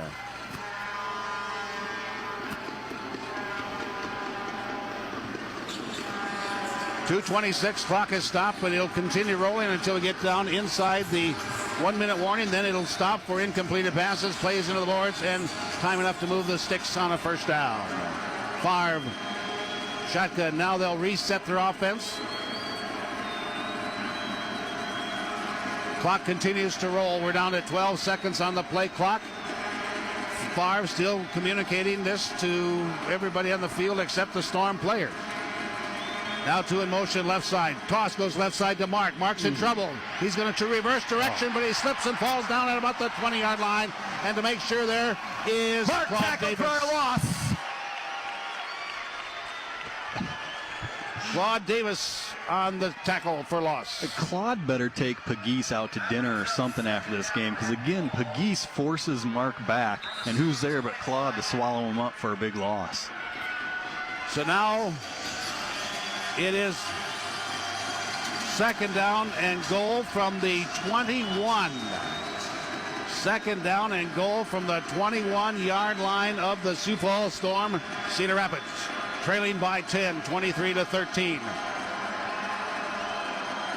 With the noise here, Favre has to get all the way up to the offensive lineman to tell them to play. And finally, A.J. Harmon calls the timeout, the last timeout for the Cedar Rapids Titans of this half. And we will pause for 1 minute. You're listening to Storm Football, brought to you by the Lewis Stores. And back in one. Jeff and Debbie Luther recently remodeled their house, and their new Heat and Glow from Fireplace Professionals made all the difference. The double fireplace gives off plenty of heat and makes the house cozy warm. It's a popular place to hang out for the entire family. Eastway Bowl is more than just bowling. It's a full experience entertainment center. The Luthers continue to be happy customers thanks to another new Heat and Glow gas fireplace from Fire.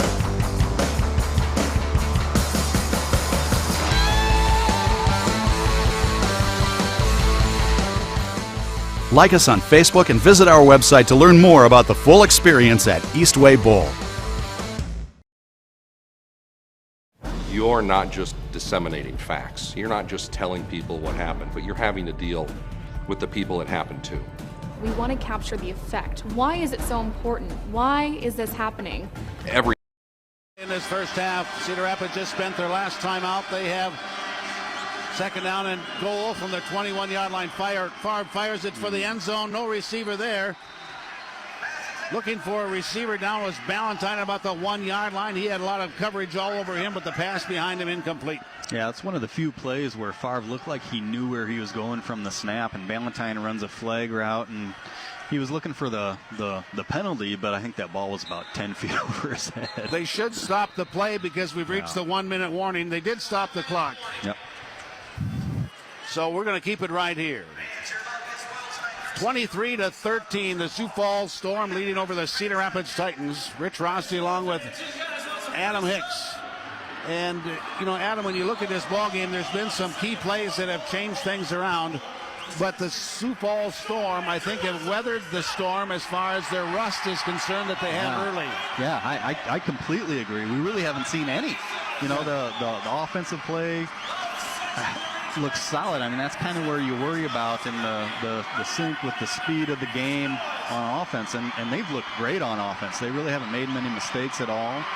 And on defense, I think they're doing what they need to do to contain Favre. And, like we talked about, it feels like a much closer game than a 23-13. And now the Titans have a 3rd and 21 with a minute to go. You wonder if they'll go for it, or if they'll run the ball to make the Storm maybe use a timeout. Well, you got to add one thing. It is a close game, but one lateral turned into a touchdown and 6 points for the Sioux Falls Storm. You're exactly right, and you could probably point to that as the difference in the game right now. Fans having a good time here. Crowd filled in pretty well. One thing about playoff tickets, those are all people that paid for their tickets during the course of the season. There's a lot of big sponsorship. There's a lot of free tickets and things like that. Sometimes the crowd gets elevated number-wise because of it, but these folks all paid to come. This is all away from season tickets, away from regular season, and these fans are here because they want to be here. The Storm has had great fans, and the Storm fans were honored by the league as being the best fans in the league, best fan base in the league for the IFL. Yeah, that's almost an automatic every year, it seems like. It should be almost. No kidding. 10th play of the drive coming up for the Cedar Rapids Titans. Just started back at their own 13-yard line. Now they're camped at the Storm 21-yard line. It is 3rd down and goal. 3rd down and goal. They cannot get a first down. Elmore splits to the right side. Valentine is going to be in motion along with Cashmere to the right slot. Marcus to the left of Favre. Favre back to pass under pressure. Now he rolls right, pumps, stops, throws back. Gets it there to Elmore at the 4-yard line. A dangerous pass. He made it work. Completion to Elmore, tackle by Hermanson. Oh, that was completely a Favre throw. Rolling to his right, floating it back to the left. I thought the Storm were going to have a chance to knock that down, but a nice play. Now it gives them a shot at 4th and 4. Looks like they're going to kick it.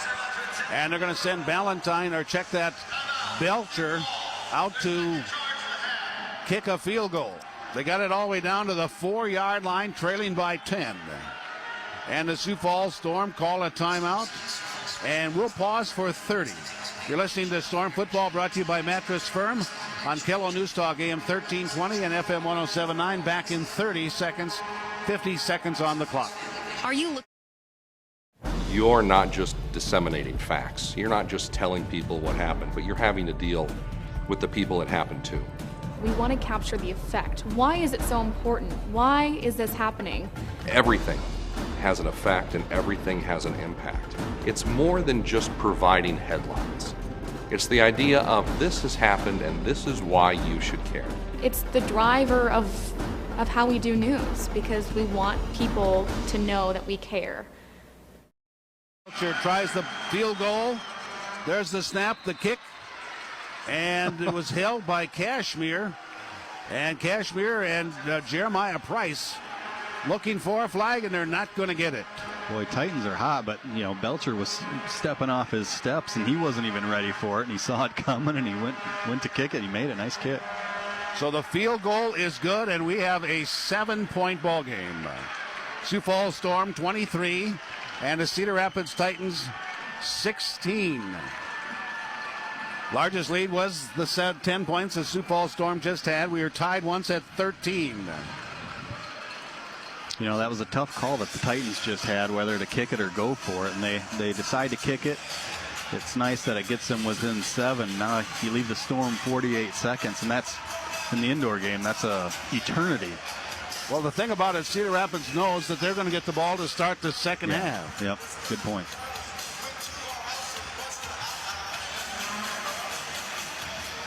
Favre, 12 of 16, 106 yards in passing, 1 passing touchdown.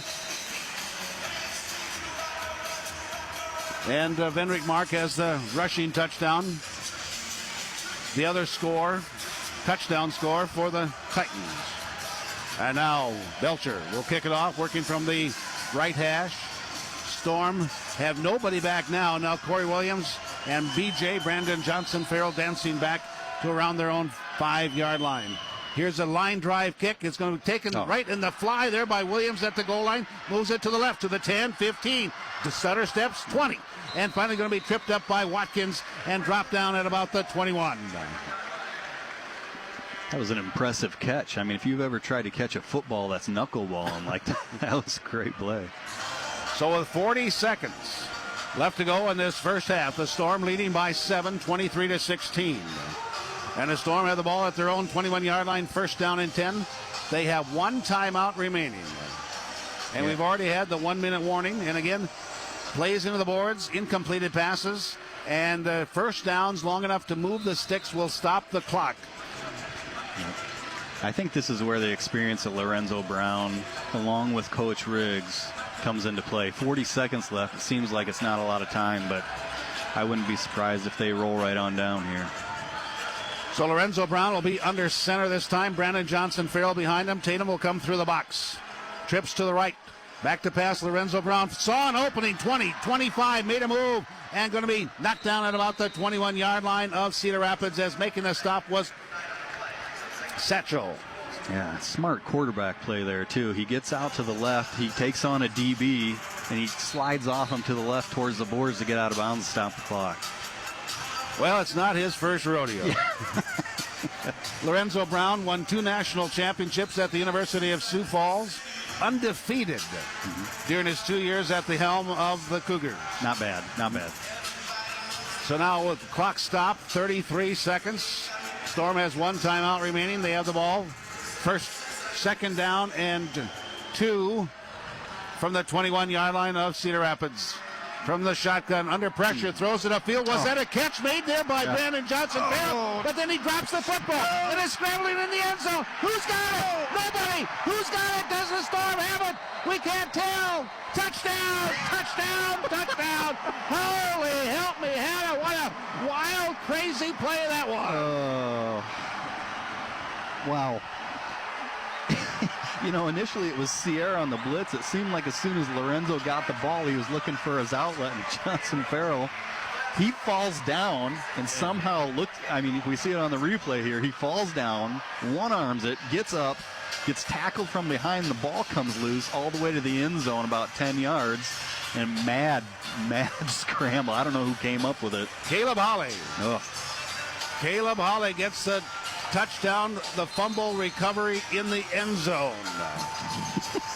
And what a turn of events for the Sioux Falls Storm. One of the craziest plays I've seen in my 17 years doing indoor football. Point after touchdown by Sarah Vodka is good. He is 3 of 4 tonight, and the Storm have extended a 14-point advantage. 30-16 over the Cedar Rapids Titans. There's still 19 seconds on this first half clock. We're going to pause for 30. You're listening to Storm Football, brought to you by Orthopedic Institute right here on Kello News Talk, AM 1320 and FM 107. Back in 30 seconds.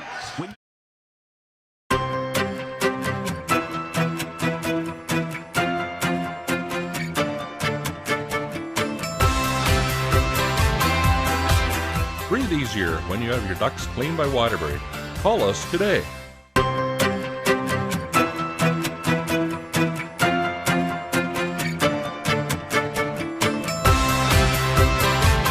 Save on your energy bill with a new furnace from Waterbury. Call for your free estimates. 19 seconds left to go on this first half clock. Adam Hicks and I were just talking during the break about an amazing catch first by BJ, and then all the other stuff happened, and Cedar Rapids has to be kind of in shell shock right now. They've had 2 unusual touchdowns scored against them, and it's a 14-point lead. Otherwise, it's dead even in this contest, but the Storm, 2 unbelievable plays. This last one, a fumble in the end zone. The Storm recover. Here's a line drive kick. Goes into the end zone. Mark is going to bring it out the left side at the 5 and hit out of bounds there. A big hit by Carlton Watkins of the Sioux Falls Storm. Pushed him out of bounds at the 9-yard line. That's how you keep contained right there. Yeah, and you know, back to that play, Rich, you know, we talked at the beginning, and sometimes it's how the ball bounces. The Titans got that initial bounce off the line drive kickoff to begin the game, but the last couple bounces have gone the Storm way. You know, they get that lateral, and they take that one to the house, and then they get the bounce on a crazy fumble from 10 or 15 yards out into the end zone. That's so exactly right. Yeah, I mean, it's crazy how that stuff works. And Tyler Knight was the one that picked up the lateral and carried that in from 36 yards out for a touchdown. And now, like you said, a fumble forward of at least 15 yards. And the Storm recovered in the end zone. So now the Titans trailing by 14, have it at their own 9 with 16 seconds and no timeouts. One through the box, back to pass Favre. He's going to launch one. He's going to go deep and way over the head of Elmore. And diving for it was Matt Hermanson, incomplete. And there are 8 seconds remaining. Yeah, I think the Titans got what they wanted there. They kind of had a one-on-one, but Favre just kind of hucked back and threw it as far as he could. It was about 10 yards over his receiver's head. Elmore is a big receiver, 6'3", 215-pounder out of Mid-American Nazarene University. Came in the ballgame, 20 touchdown receptions. And now with 8 seconds left to go, head coach Mark Stout, no doubt about it, going to go for the home run. Yep. And Cedar Rapids will have the ball to start the second half. There's a low snap picked up there by Favre with time. Rolling left. Cox fires. End zone. There's a jump ball there. And it's incomplete. Elmore again. And Hermanson getting to know each other pretty well in that end zone. But the pass goes incomplete. And so does the first half. And folks, we played the first half of action. It's the Sioux Falls Storm 30 and the Titans of Cedar Rapids 16 in the United Conference Championship game. Winner of this ball game goes on to play in the United Bowl next week against either Nebraska or Spokane. So folks, stay tuned. We're going to pause for a 2-minute timeout. When we come back, we'll have the halftime show, bring you up to date on the stats. And you're listening to the United Conference Championship game brought to you by Scott's Lumber and Supply Company here in Sioux Falls. Back in 2, this is News Talk, AM 1320 at FM 107.9. Back right after this. What's the smart way to refresh your home?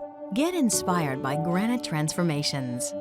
See how easy it is to transform your kitchen or bathroom with gorgeous quartz and granite backed by our lifetime warranty. Plus custom cabinet refacing, all without the mess of a traditional renovation. Explore the exciting possibilities at the New Look, New Style celebration happening now at Granite Transformations. Schedule your free in-home design consultation today.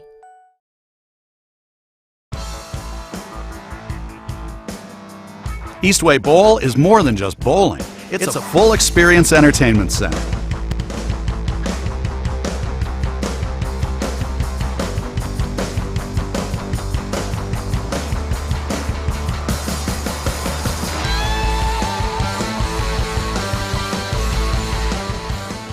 Like us on Facebook and visit our website to learn more about the full experience at Eastway Bowl. Your body, a remarkable network of bone, tissue, and joints working in perfect harmony. But when injuries occur, that process can be interrupted. At Orthopedic Institute, orthopedic medicine is all we do. We work to get you up and moving again, recreating that perfect harmony, whatever that may be for you. Orthopedic Institute, we're the one to trust to keep your body in motion.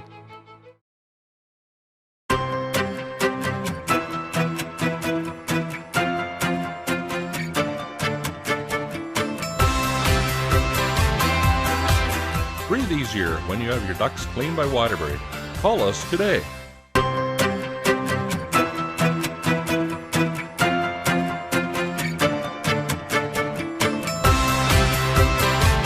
Save on your energy bill with the new furnace from Waterbury. Call for your free estimates. And welcome back to the United Conference Championship game in Sioux Falls, South Dakota. I'm Rich Rosty along with the man known as The Kick, as he kicked the winning field goal for the Sioux Falls Storm first championship back in 2005, Adam Hicks. At halftime, the score, it's the Sioux Falls Storm leading 30-16 over the Cedar Rapids Titans. These teams have met. This is the 4th time in the United Conference Championship game. And in 2013, the Storm won 44-20. In 14, it was 49-37. Last year, it was 34-12. And this contest is a long way from being over. Cedar Rapids has been shell-shocked as far as a couple of easy touchdowns. You might say easy, but they were quick turnaround touchdowns for the Sioux Falls Storm. Otherwise, Cedar Rapids playing Sioux Falls Storm straight up in this contest. They just need to have a couple breaks go their way. Yeah, you're right, Rich. You look at the Cedar Rapids Titans, you'd like to, they're down. You think you'd point to some things that they've really done wrong. Yeah. You can't really think of anything. They've played a solid game. They just haven't had some things go their way.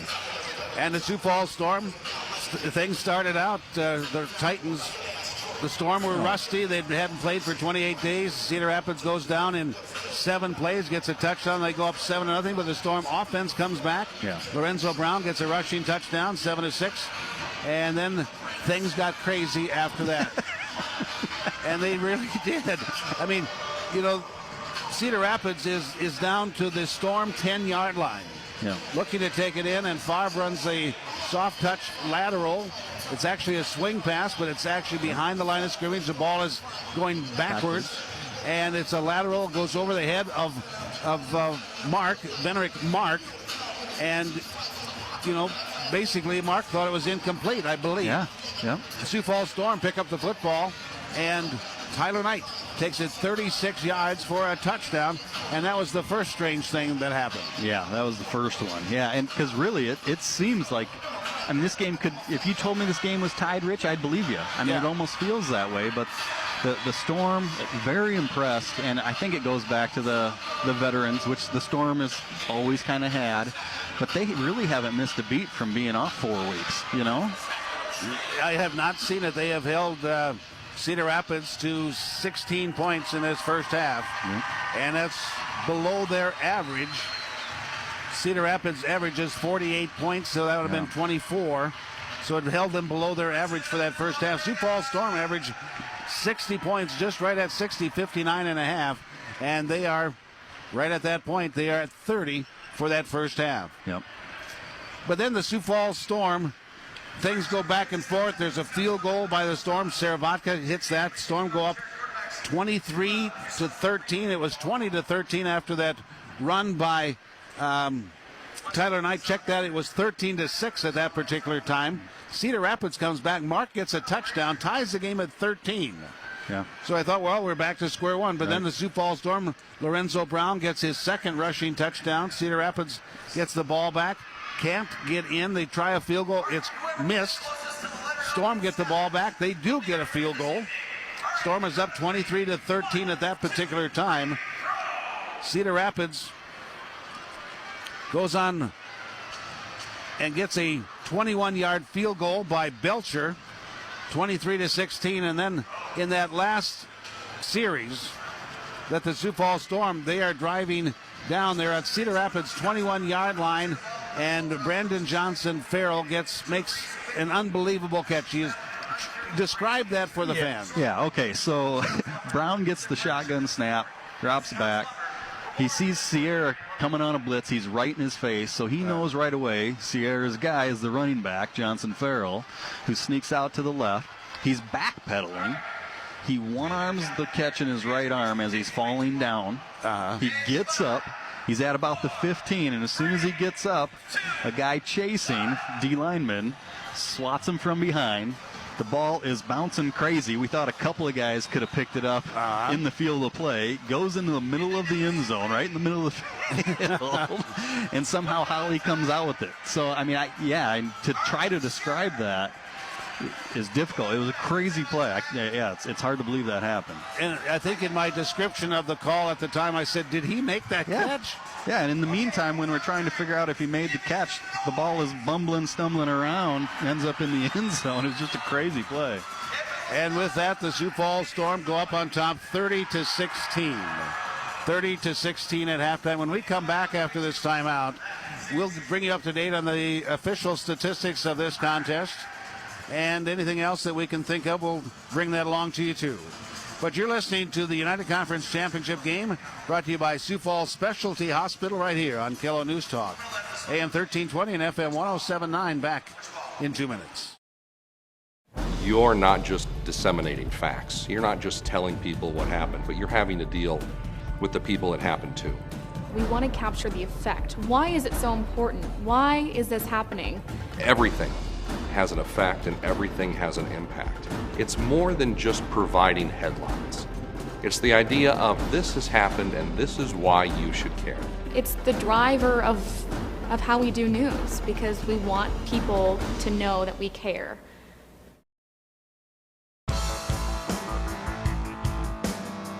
Eastway Bowl is more than just bowling. It's a full experience entertainment center.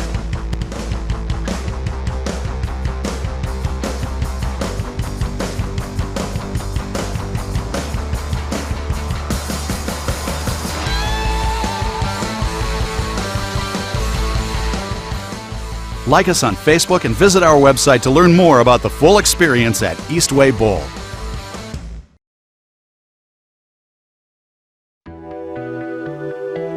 People that I work with are family. We get more time with the patients to deliver that personalized care. I know that our patients are satisfied and happy with their outcomes. And I've had more than one patient say to me, you know, I can really feel that you guys like being here and taking care of patients. And that's wonderful to hear, because that's the truth. We give the best care in the world. And just a better overall experience for the patient. And that's why I chose to come work here at Sioux Falls Specialty Hospital.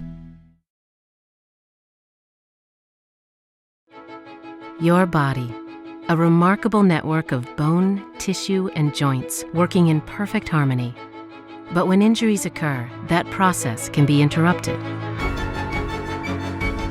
At Orthopedic Institute, orthopedic medicine is all we do.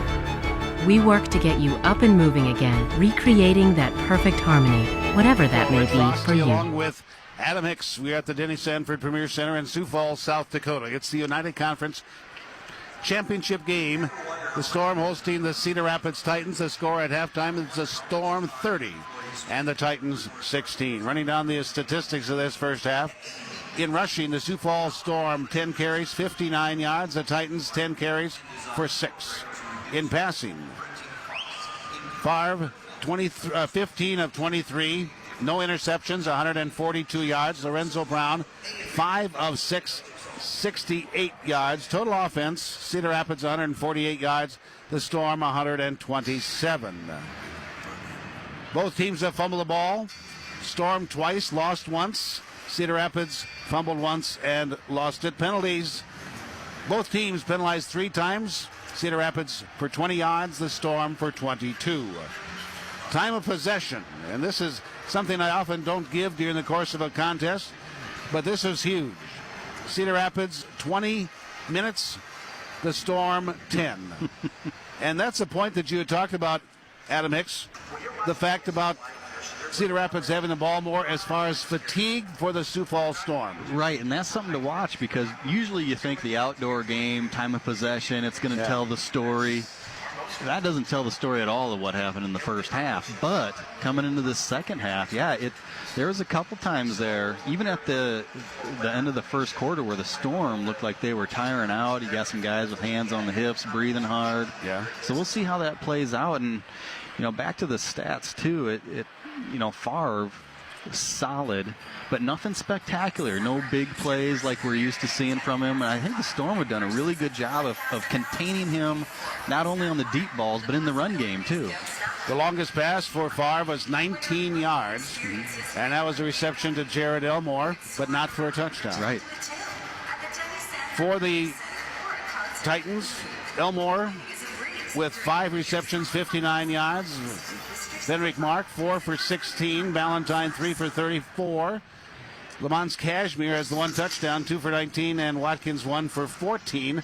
Leading rusher is Favre, 6 carries, a total of 4 yards is what Favre has been able to muster on the ground. Fenric Mark, 4 carries for a total of a net 2. He's lost 12 of his 14 yards rushing, and so he has only a net of 2, but he does have 1 rushing touchdown.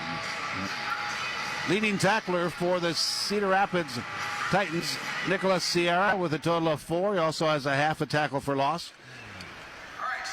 Bennett has 3.5, and then it's all divided up with 1.5 or 1 tackles for the rest of the defense. But the most surprising thing, that a team that has 41 sacks on the year, 41 sacks in the year. They have no sacks on this contest. They have 2 tackles for loss. Right. Yeah, and I think you can attribute that to a couple things. One, the Storm offensive line. It seems like whoever you bring in, I mean, they're huge. Oh, yeah. And B, they're solid. And they're not letting those, speed around the edges or anything like that. And then the second thing is just Brown's awareness. I think those two things combined have not allowed the Titans to make big plays on defense and have long distances to gain for the Storm. And Lorenzo Brown not afraid to tuck it and run.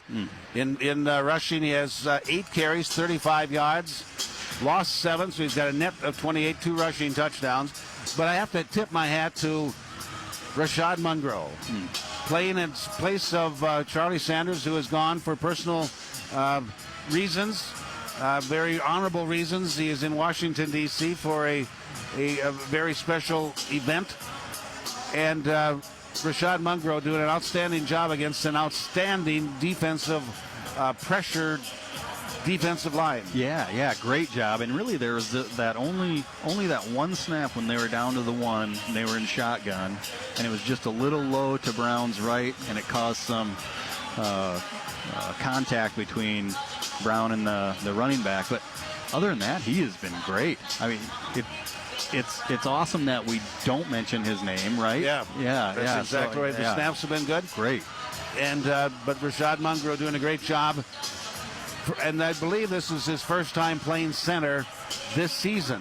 Right. Otherwise, Charlie Sanders, I think, has had about every snap this entire year. Yep. Defensively, for the Sioux Falls Storm, Elijah Fields, leading tackler, with 6. He also went out with a left wrist injury. We have not had any update as far as his condition is concerned.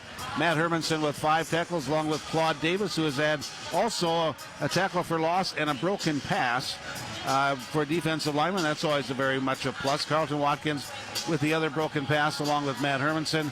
And 1 fumble recovery. Tyler Knight, fumble recovery, and that he returned 36 yards for a touchdown. And there's no Caleb Holly is not listed on the defensive stats, so he's not credited for the fumble recovery on the defensive side. But Caleb Holly got the fumble recovery in the end zone on a fumble by Brandon Johnson-Farrell that took about a 15-yard cross-country course through the legs and hands of about 10 different players before it wound up in a whole pile of players in the end zone. Crazy play. And I think that was just Holly saying, you know what, I'm not getting the ball thrown to me. Let me go dive on one. But, I think the Storm have done a good job. We're used to seeing Holly. I mean, the last game you and I did, he had like 37 touchdowns. Yeah. Yeah, and the Storm are doing a good job of not forcing it to him, and they're making plays elsewhere. But, yeah, that was a crazy play that Holly dove on that. Brandon Johnson-Farrell has 2 receptions, 33 yards. Mike Tatum, 1 for 20. Corey Williams, 1 for 8. Caleb Holly has 1 reception, that's for 7 yards, and that is for a touchdown. And Lorenzo Brown has accounted for the other 2. Tackling for the Sioux Falls Storm, we're finishing up that statistics. 3 broken passes for the Sioux Falls Storm. They also do not have a sack in this contest, and give credit to the offensive line of the Cedar Rapids Titans. Terrence Clark, Deshaun Bird, and A.J. Harmon, that offensive line core for the Titans. We are at halftime, and the score at halftime, it's a Sioux Falls Storm 30 and the Cedar Rapids Titans 16. We'll be back with more of the halftime after we pause for this timeout. You're listening to Storm Football, brought to you by Waterbury Heating and Cooling and Coleman Heating and Air Conditioning, right here on Kilo News Talk. AM 1320 and FM 107.9. Back right after this. Your body, a remarkable network of bone, tissue, and joints working in perfect harmony. But when injuries occur, that process can be interrupted. At Orthopedic Institute, orthopedic medicine is all we do. We work to get you up and moving again, recreating that perfect harmony, whatever that may be for you. Orthopedic Institute, we're the one to trust to keep your body in motion. Rich Rossi along with Adam Hicks, and the score at halftime, it's a Sioux Falls Storm 30 and the Cedar Rapids Titans 16. And we're getting ready for the third quarter to get underway. The teams are making their way back on the field. The Storm pretty much in full force. The Titans a little bit slower to get on the field. But the Titans will get the ball to start this second half, as they had won the toss and elected to defer to the second half. And that's exactly what they need. It is. Yeah, so on one hand, it's exactly what they need. They got the ball. They can cut down this lead for the Storm. But when you look at the beginning of the game and how they deferred and the Storm had to take the ball, we're thinking that's great for the Titans. But now you look at it the other way. I mean, it really puts pressure on their offense. If they don't come through here, how deflating is that to be down 14 and have to give up the ball? So they really need to execute on this first drive coming out. One thing that you had mentioned that I think is critical for Cedar Rapids in this second half is Favre and the long ball. Yeah, I think they got to find some big plays somewhere. You know, the Storm have done a really good job. You know, it looks like up front they're playing more contained than to rush and give Favre gaps to make big plays. And on the back end, they're doing a really solid job not letting anybody by them. I don't think we've seen anybody get by the Storm DBs yet. So they've done a great job. They've made some plays, knocked some balls down. I think there was one play Elmore got behind, but the pass was over his head. Right. Yep. You're right. Yeah. So, I think if the Storm can continue to contain him, not allow those big plays, I think they're going to come out on top. But, a lot rides on this first drive for the Titans. Well, setting the offense for Cedar Rapids, we really didn't have a chance to do that, but Ryan Ballantyne out of the University of Southern Mississippi, 6'1", 180 pounds. Jared Elmore, 6'3", 215 out of Mid-American Nazarene. Dylan Favre, the quarterback, 5'10", 200-pounder out of the University of Tennessee at Martin. And Lamont Cashmere, 6'4", 190 out of Itawamba Community College. And the running back, Vendrick Mark, 5'8", 175 out of Northwestern. Now, across that front offensive line, Terrence Clark, 6'3", 310 out of Carthage College. Deshaun Bird, 6'5", 320 out of Tennessee State. And A.J. Harmon, second team All-IFL out of University of Georgia. And defensively for Cedar Rapids, we'll run through those. Also, Arius Wright, Kevin Gafor, Kadeem Satchel, Nicholas Sierra, Jeremiah Price, JB Jackson, and Terrence Woodard, the defensive alignment for the Titans. Also for the Sioux Falls Storm, Brian Keys on that defensive line along with Brandon Pegues, Carlton Watkins, Claude Davis, John Setzer, Matt Hermanson, and Elijah Fields. He is injured. Playing for him is Javantes Snoop Blackman, and Tyler Knight rounds out this defensive alignment for the Sioux Falls Storm. And again on that offensive line, Rashad Mungro at center, replacing Charlie Sanders, Kyle Bryant, and Mania Smith. Now Justin Sarabaka getting ready to kick off for the Sioux Falls Storm. And here's a low bounding kick. It's going to be fielded at the 14-yard line by Ballantyne to the 20. Slips at about the 23, rights himself, crosses the 25 into the Storm territory. They're going to mark him down at about the 23. Tackle made by Tyler Knight. Yeah, and that was the first of the kickoffs from Sarabaka that didn't go his way on the bounce or the fly. And Ballantyne picked it up right away, and they got good field position, only 23 yards out here. 14:55 to play in this first third quarter, and the Titans trailing the Storm by 14 have the ball in Storm territory at the 24. So Dylan Favre is going to have Vendrick Mark to his left, two in motion, right slot. Mark gets the handoff, goes to the right side, going to be drugged down by the back, as getting in there was Brian Keys, and making first contact, Brandon Pegues. And you talked about him a lot. Very impressed. I mean, first of all, he's got contain on the read option. So he makes Favre hand the ball off, and then he runs it down right down the line of scrimmage. I mean, he has been extremely fundamentally solid. We've seen him hold his man up. He's held the edge there, and he has played extremely solid today. Very impressed. He only has a tackle and a half, but he has created a lot of havoc. Yeah, exactly. Back to pass, Favre fires to the left side. Elmore caught it at the 18, cuts back inside, but tracking him down was Hermanson. Drags him down after the gain of about 6, but a late flag comes from the back judge. Play goes to the 17-yard line of the Sioux Falls Storm. And we'll wait and see what the penalty is. Holding's going to be called against the Cedar Rapids Titans.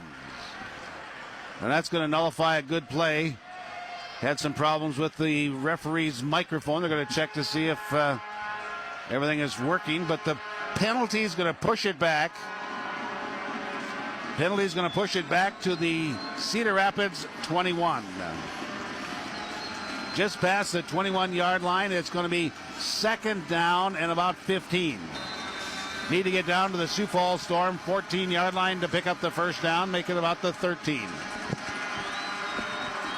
Now Dylan Farr puts two in motion left, or check that right. Farr fires upfield, caught there by Ballantyne, hit immediately and drugged down by Watkins, but it's going to be a gain of about 14 yards. Going to be third down and 2. A great coverage by Watkins, but that Ballantyne's a player. I mean, we've seen some good receivers in this league, and he's right up there, no doubt.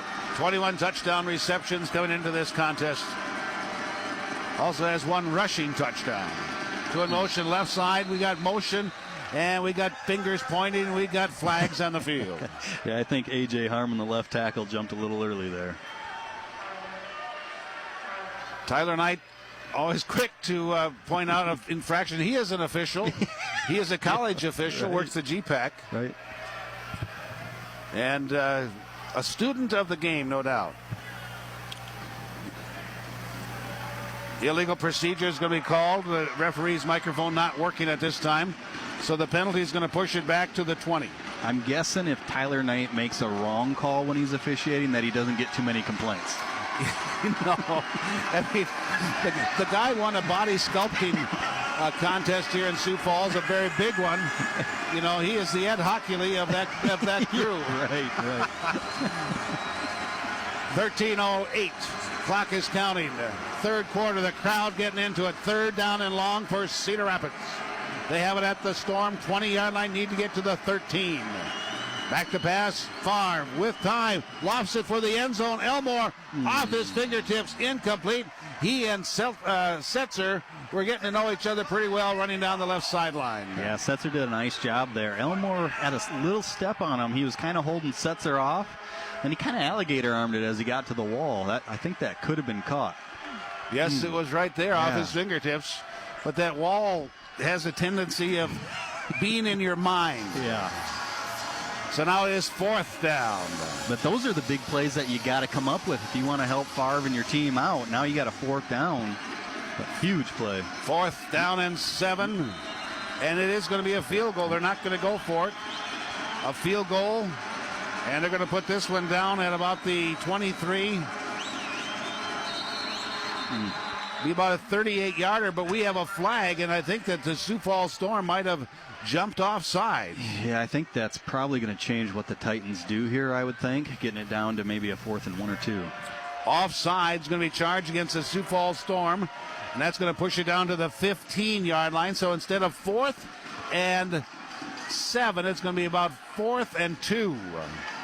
But they're going to still do the field goal, and this will be about a 32-yard attempt. Kind of surprised, Rich. Belcher will have the attempt. High snap, but well placed. Yeah. He puts it up and rams it in there. I think it bounced off one of the upright supports, but it goes and it is good. And Cedar Rapids got points on this drive, and that was hugely important for them. Yeah, they get points on the board, so that's huge. Yeah, it's always tough when the holder has to stand up to catch the ball and come back down. I mean, think about that, what that does to a kicker's timing. And he stayed with it, kept his head down, and he bounced it in off the left upright. So now the Storm lead is at 11, 30-19, and we're going to keep it right here as they get ready to set this up. But the Cedar Rapids Titans, first series of the second half, and they used 4 plays, and they wind up getting a 32-yard field goal by Nicholas Belcher. And Belcher, that's his 30th. Make that the 31st field goal of the season for him. and he was second team all IFL this year. Yep, very solid kicker. And, you walk away with points on the board, so you'd like to think that's a victory, but I wouldn't be surprised if they're a little deflated when they walk over to the bench. And I think Riggs has got to be thrilled that he held them to a field goal. They're still up 11. They get the ball. Turnovers have not been a huge factor, but one. Here's a bounding kick. One bounce picked up by Pagis. Or check that by BJ, Brandon Johnson Farrell at the 10. Turns it to the 24-yard line of Cedar Rapids before he's bulldogged backwards and brought down there by Darius Wright and also Satchel. So the Storm with 11:45 to play in his third quarter. Going to have the ball first down and 10 to start this campaign at the 23-yard line of Cedar Rapids.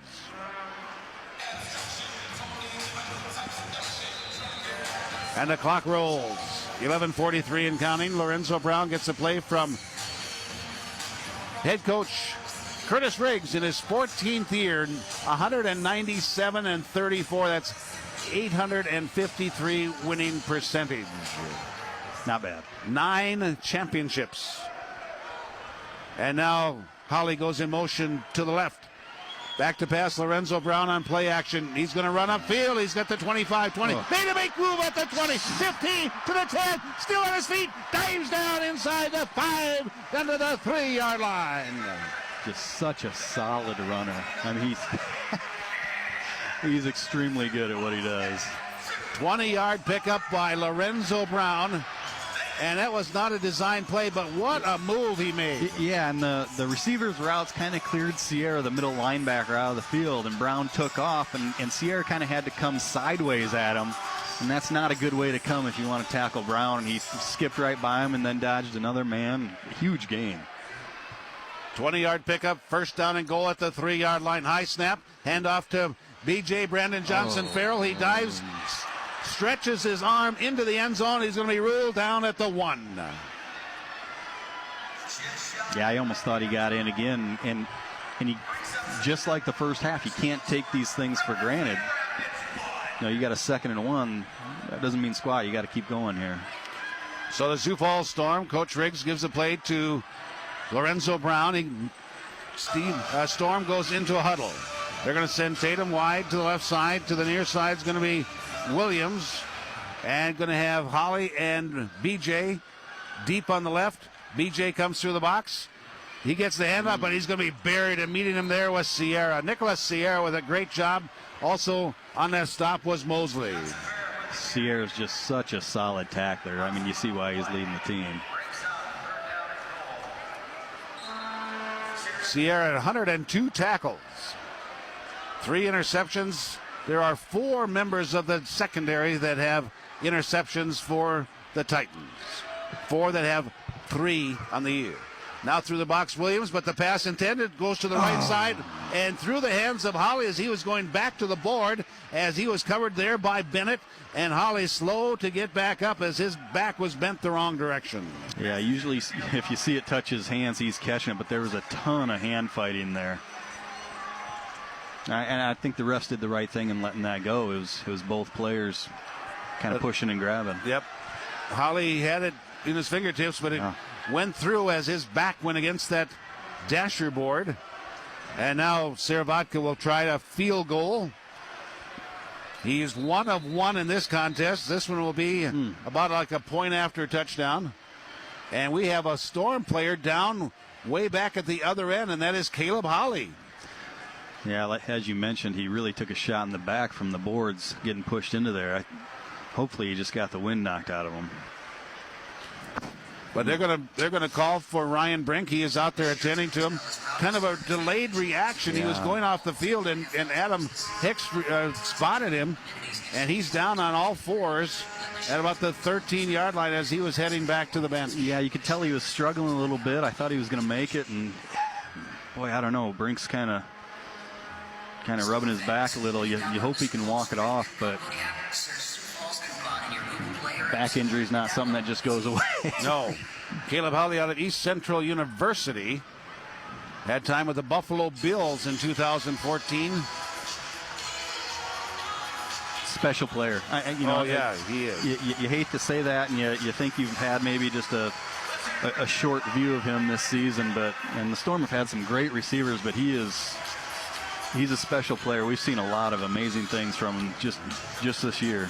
A lot of people that were on the team said, "Oh, that looks like James Terry." You're exactly right. Yeah. So now this will be a 19-yard field goal for Justin Saravodka.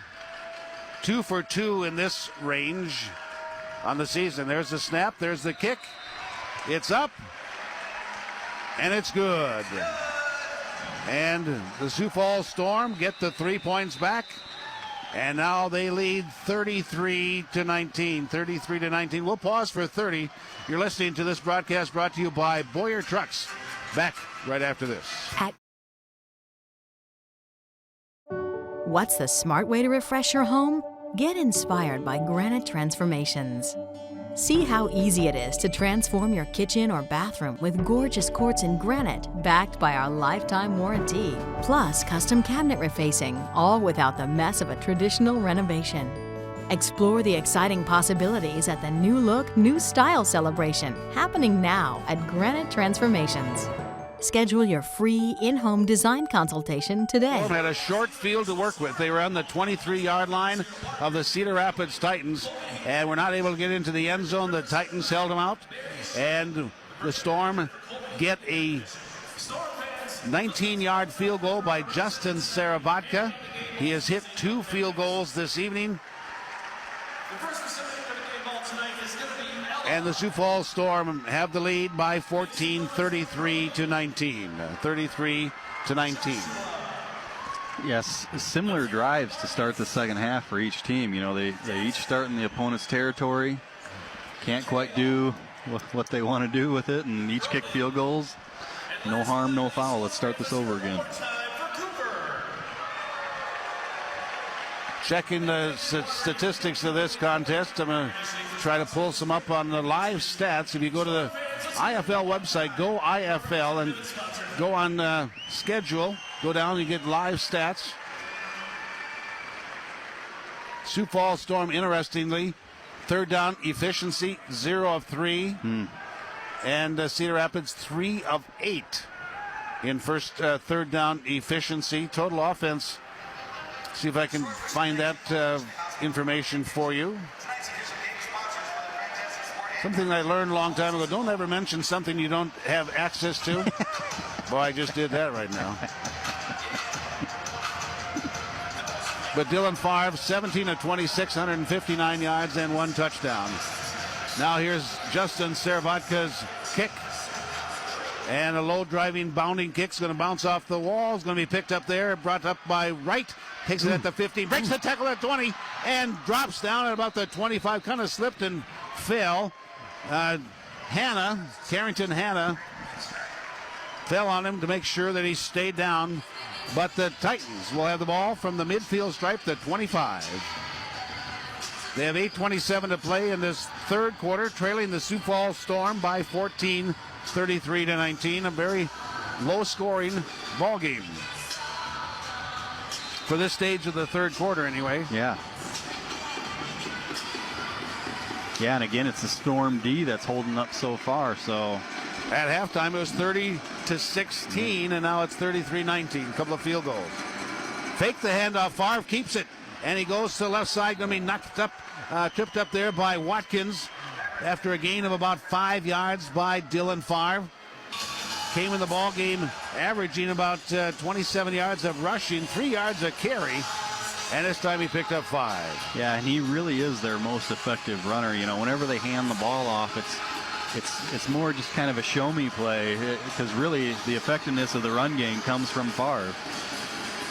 Favre is going to spend Mark out to the right side. Ballantyne will be in the right slot. Receivers deep on both sides. They're in motion. Favre looking right. Intercepted. Oh, it was Davis. Went up and got his second knocked out of the night, and he almost brought that one in for a pick. And it's another play where it seems like they're not really rushing too hard, keeping more contained. Claude Davis kind of rushes upfield on that left side a little bit, but then steps back to see what Favre's doing, and he sees that he's going to throw out to that right side, and he jumps up. I thought for sure he was going to hang on to that one. Davis 6'5", 265 out of the University of South Florida. Now Elmore is going to split wide to the right side. Deep. Now, along with Kashmir, but things didn't work out so good. A timeout is going to be called by the Cedar Rapids Titans. So with 6:54 to play in this third quarter, Storm leading 33-19. We'll be back after this 30-second timeout. Brought to you by Fireplace Professionals on Kello News Talk, AM 1320 and FM 107.9. Your house.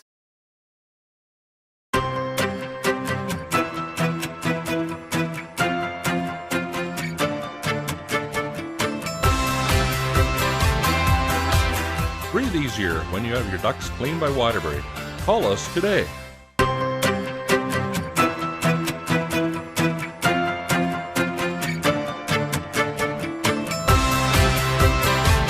Save on your energy bill with a new furnace from Waterbury. Call for your free estimates. 0.9. 6 minutes, 54 seconds to go, third quarter. Storm leading 33-19. Congratulations, Corey Williams was named Special Teams Player of the Year for the Sioux Falls Storm.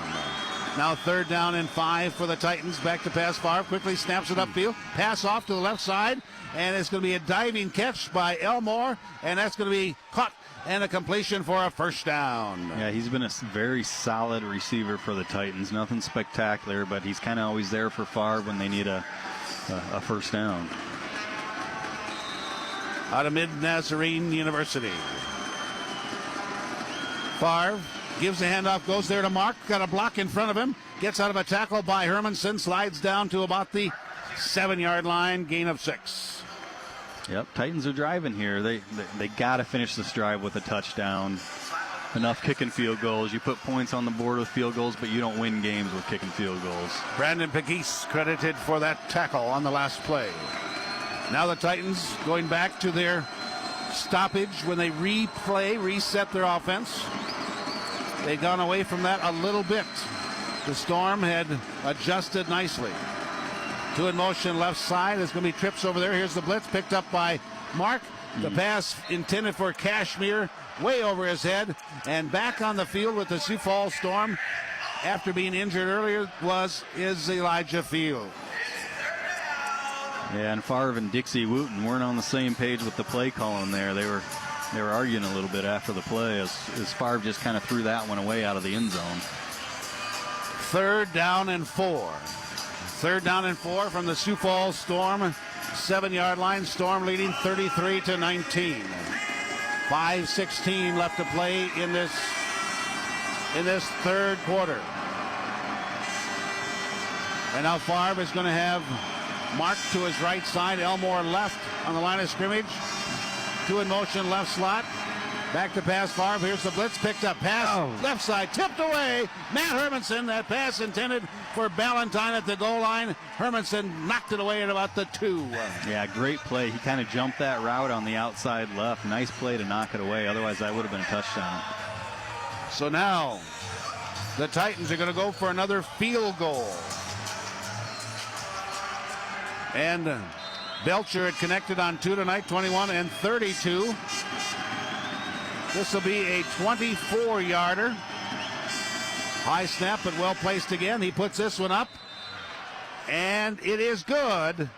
And Cedar Rapids is getting field goals, and they have pulled again to within 11, but they need touchdowns as we're down to 4:21 to play third quarter.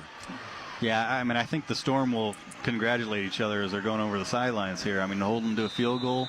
I mean, they can keep kicking field goals if they want. It's just eventually they're going to have to start putting touchdowns on the board. 7-play drive. They used some clock, too. They used up 4 minutes and 6 seconds on that drive. We're going to pause for a timeout. You're listening to this broadcast brought to you by Budweiser and the folks at Beal Distributing, and we'll be back in 1 minute.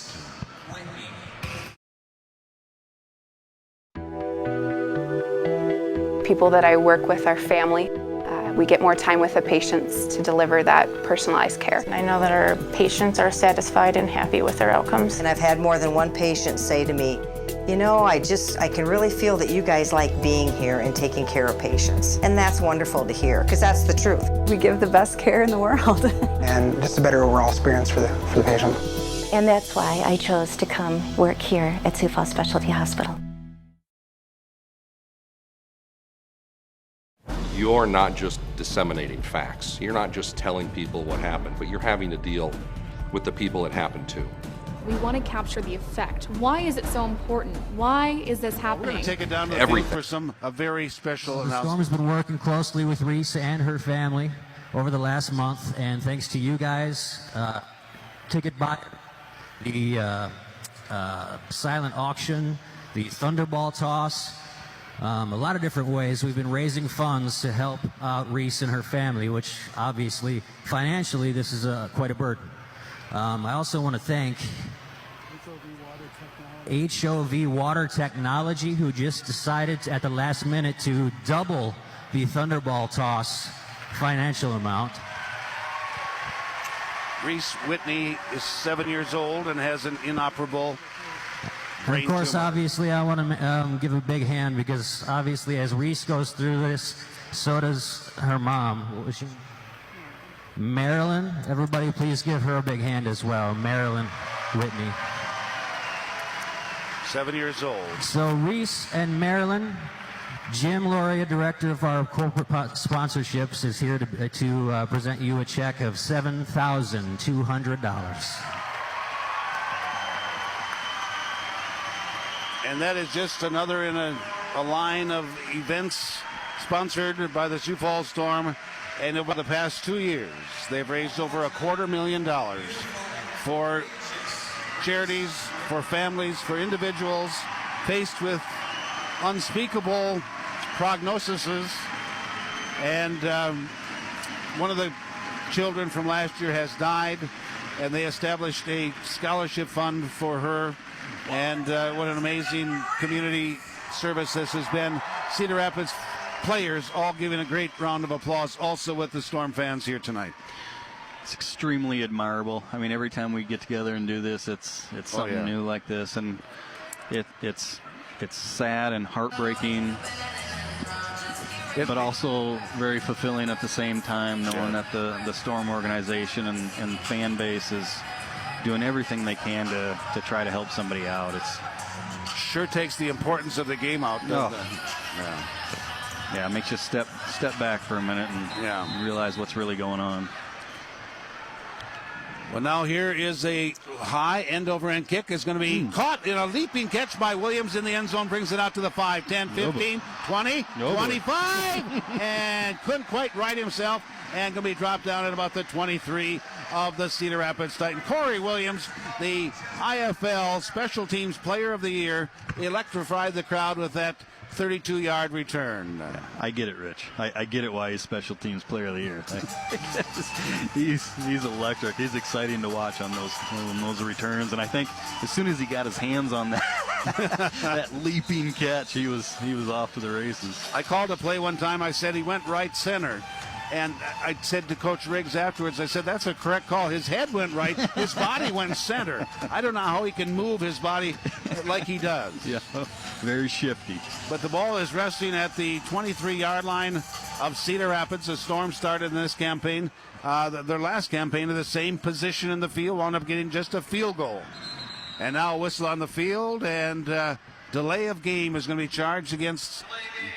For 8, offense. 5-yard penalty, still. First down.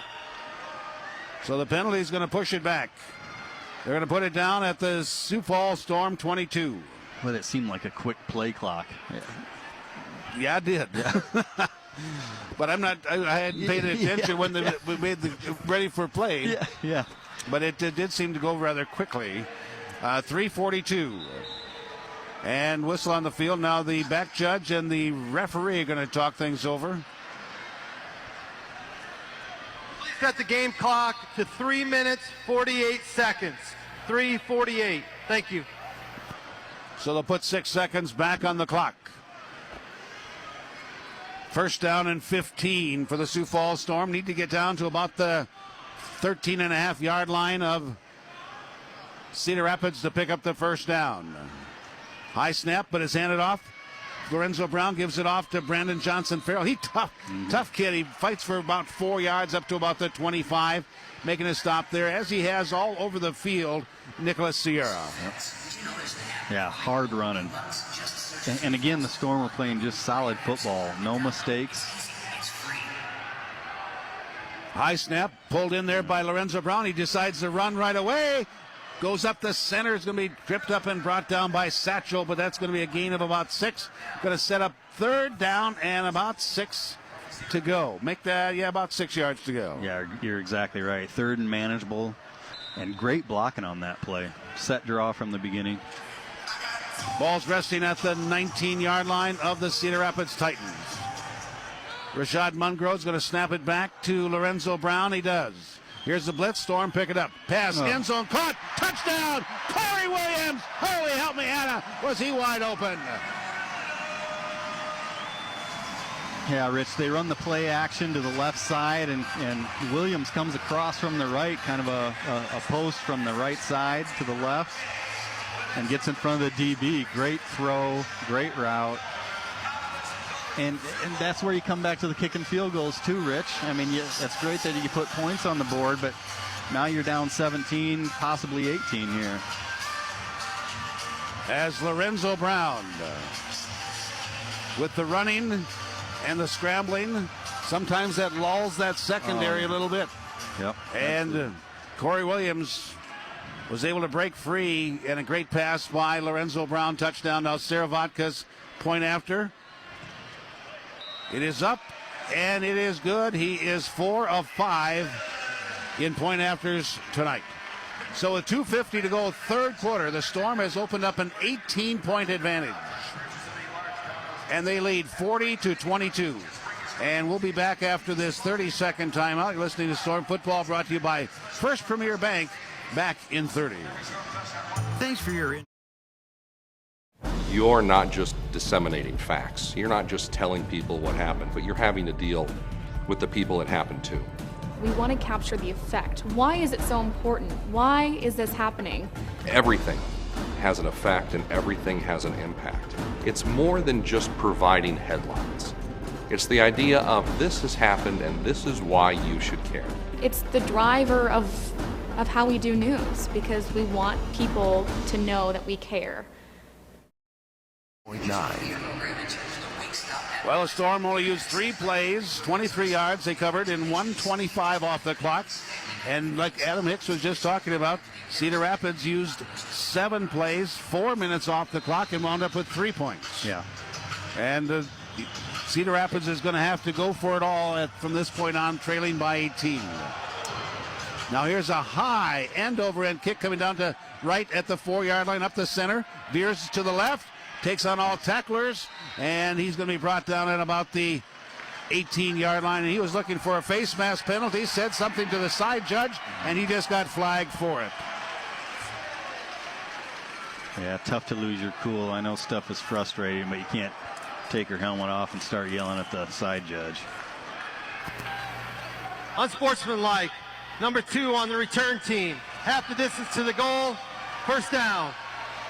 Arias Wright out of Western Kentucky University. You know, there's certain magic words you can say.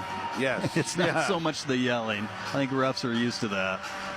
Well, the helmet came off because I think he was talking about getting a face mask. Yep.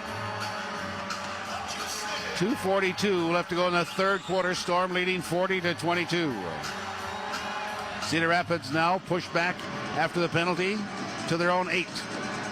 Farr puts 2 in motion to the right slot. Takes the handoff inside. He's going to go for the home run. Nobody's going to be down there except Storm uniform. It's going to be picked off there, and bring it up is Carlton Watkins. He's returning it. He's at the 5, to the 10, 15, still on his feet, 20, 25, 20, on the left sideline. Binds out of a tackle. Finally going to be bulldog down at about the 10-yard line. Holy help me, Hannah. Carlton Watkins on the return of 41 yards.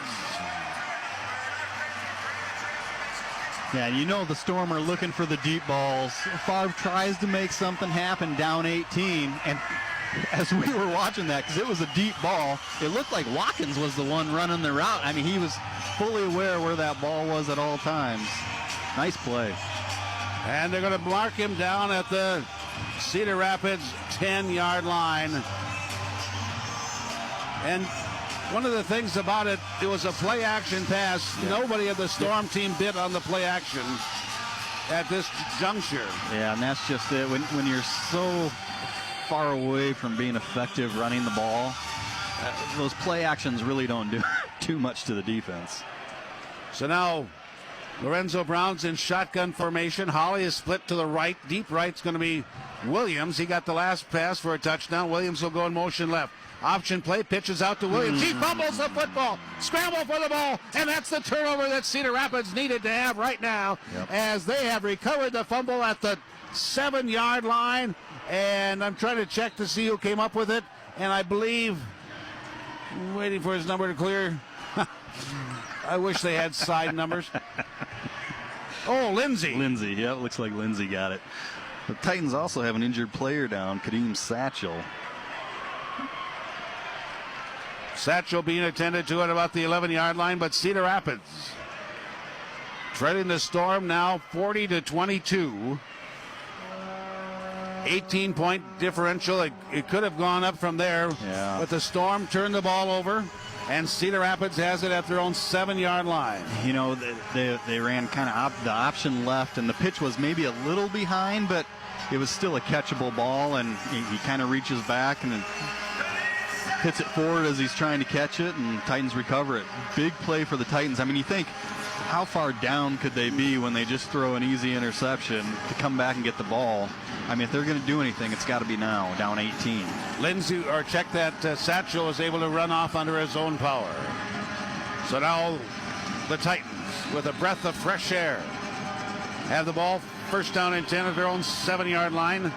Empty backfield. Favre fires it right side, caught there by Mark. He's going to move it up for very close to a first down. They're going to mark him down at about the 16-yard line as Pagis, or check that, Blackman on the stop defensively. Yeah, nice play by the Titans there. So instead of forcing something deep and getting those big plays that you're used to, just keep doing what you're doing here. I mean, you're down 18, but there's plenty of time left in this game. You'd think there's going to be some room underneath the defender. Exactly, yep. Second down and about a yard. Favre. Pass goes right side. Knocked down again by Claude Davis. That's his third knockdown of the night. And you could tell he's just looking to play volleyball back there. He rushes upfield right away, and then he puts on the brakes and looks what Favre's doing. And he's just swatting balls down. And you can see the frustration of that offensive tackle on the right side. And that's Deshaun Bird, as you know, he's trying to take care of Davis, and Davis keeps backing up and making plays. Low snap picked up there by Favre. He's going to run with it. Runs into a ton of traffic, but it's going to be very close. Did he get the first down? It was a third down play. No, they're going to say short. Short by about a half a yard. Boy, did Tyler Knight close on that one.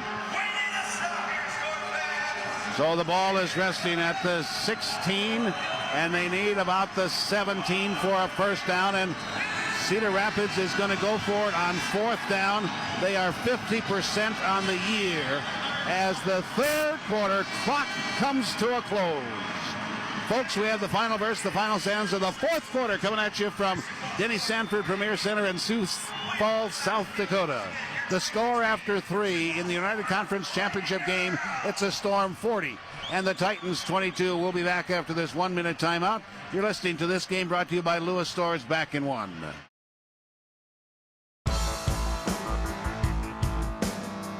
Eastway Bowl is more than just bowling. It's a full experience entertainment center.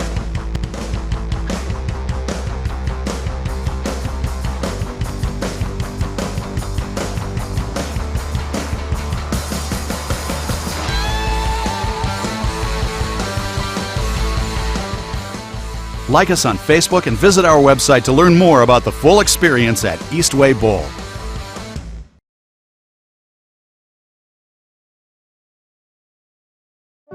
What's the smart way to refresh your home? Get inspired by Granite Transformations. See how easy it is to transform your kitchen or bathroom with gorgeous quartz and granite backed by our lifetime warranty. Plus custom cabinet refacing, all without the mess of a traditional renovation. Explore the exciting possibilities at the New Look, New Style celebration happening now at Granite Transformations. Schedule your free in-home design consult. Well, folks, it is the fourth quarter in Sioux Falls. The Storm leading 40-22 over the Titans. This game is anywhere from being over. We've seen some weird plays. We've seen some weird things happen. And this last series was intercepted by Watkins and then a fumble by the Storm. And now it's back in the Titans' hands. And they are faced with now 4th down and about a yard. And this is a critical 4th down for both ball clubs, because the ball is resting at the Cedar Rapids 16-yard line officially. Favre gets a snap. He's back to pass, fires it upfield, caught, nice. And it's going to be a first down as he got that to Cashmere at the 23-yard line of Cedar Rapids. Yeah, Elijah Fields closed quick, but a nice play by Favre there as soon as he gets it. Throws it to the right slot. Nice stop and catch there. Favre on the night, 20 of 34, 185 yards, 1 passing touchdown, the long of 19. And now the Titans have a new set of downs at their own 23-yard line, trailing by 18. Back to pass, Favre with time. Now he's going to run. And some indecision probably cost him some yardage. He did pick up a positive 2. Yeah, and again, I think that's where the Storm defensive ends not sprinting upfield and kind of containing the pocket helped, because then they were able to chase that down from the backside, Claude Davis. Favre in rushing, 8 carries, net 9 yards. Yeah. And now 2nd down and 9. 2nd down and 9. The ball's resting at the midfield stripe, the 25-yard line. Storm leading 40-22.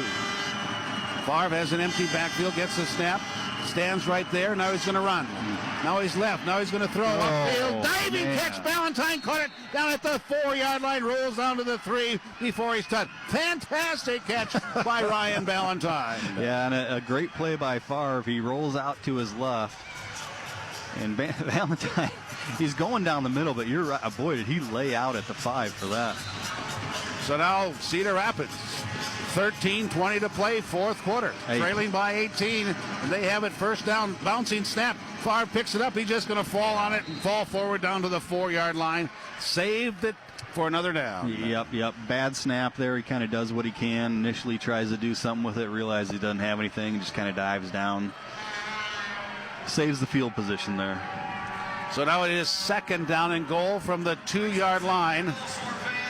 And Sam Campbell will check out of the ball game. No, that is Brian Keys. And checking back into the ball game for the Sioux Falls Storm. I'm not sure. I couldn't see because he's got the long hair. Now Favre fakes the toss. Standing there, bouncing, dancing, rolling, firing, throws it away. Throws it over the right corner of the end zone.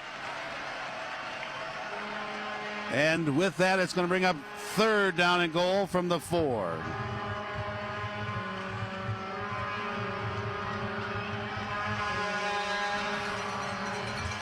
"12 minutes.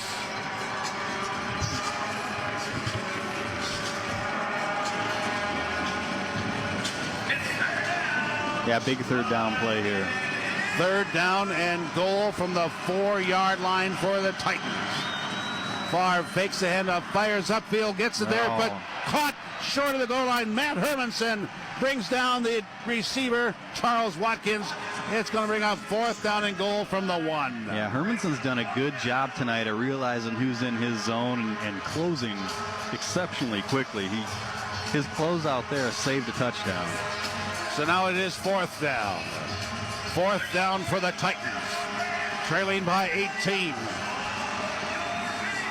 And now getting over the ball, the center, Terrence Clark. Shotgun formation, Favre, he's going to load up trips to the right side, but now he's going to put Watkins in motion to the left. Back to pass on blitz, throws for the end zone, ball's tipped away, but a flag comes out. I think we've got pass interference against Matt Hermanson. Yeah, Ballantyne was coming across right to left, right at the goal line, and Favre lofted one up there, and you could tell the Storm DB grabbed him. Pass interference. Number 12, defense. The ball will be placed at the spot of the foul. Automatic first down. Fans aren't going to like it, but that, I believe, is an absolutely correct call. Yeah, I thought that was pretty clear.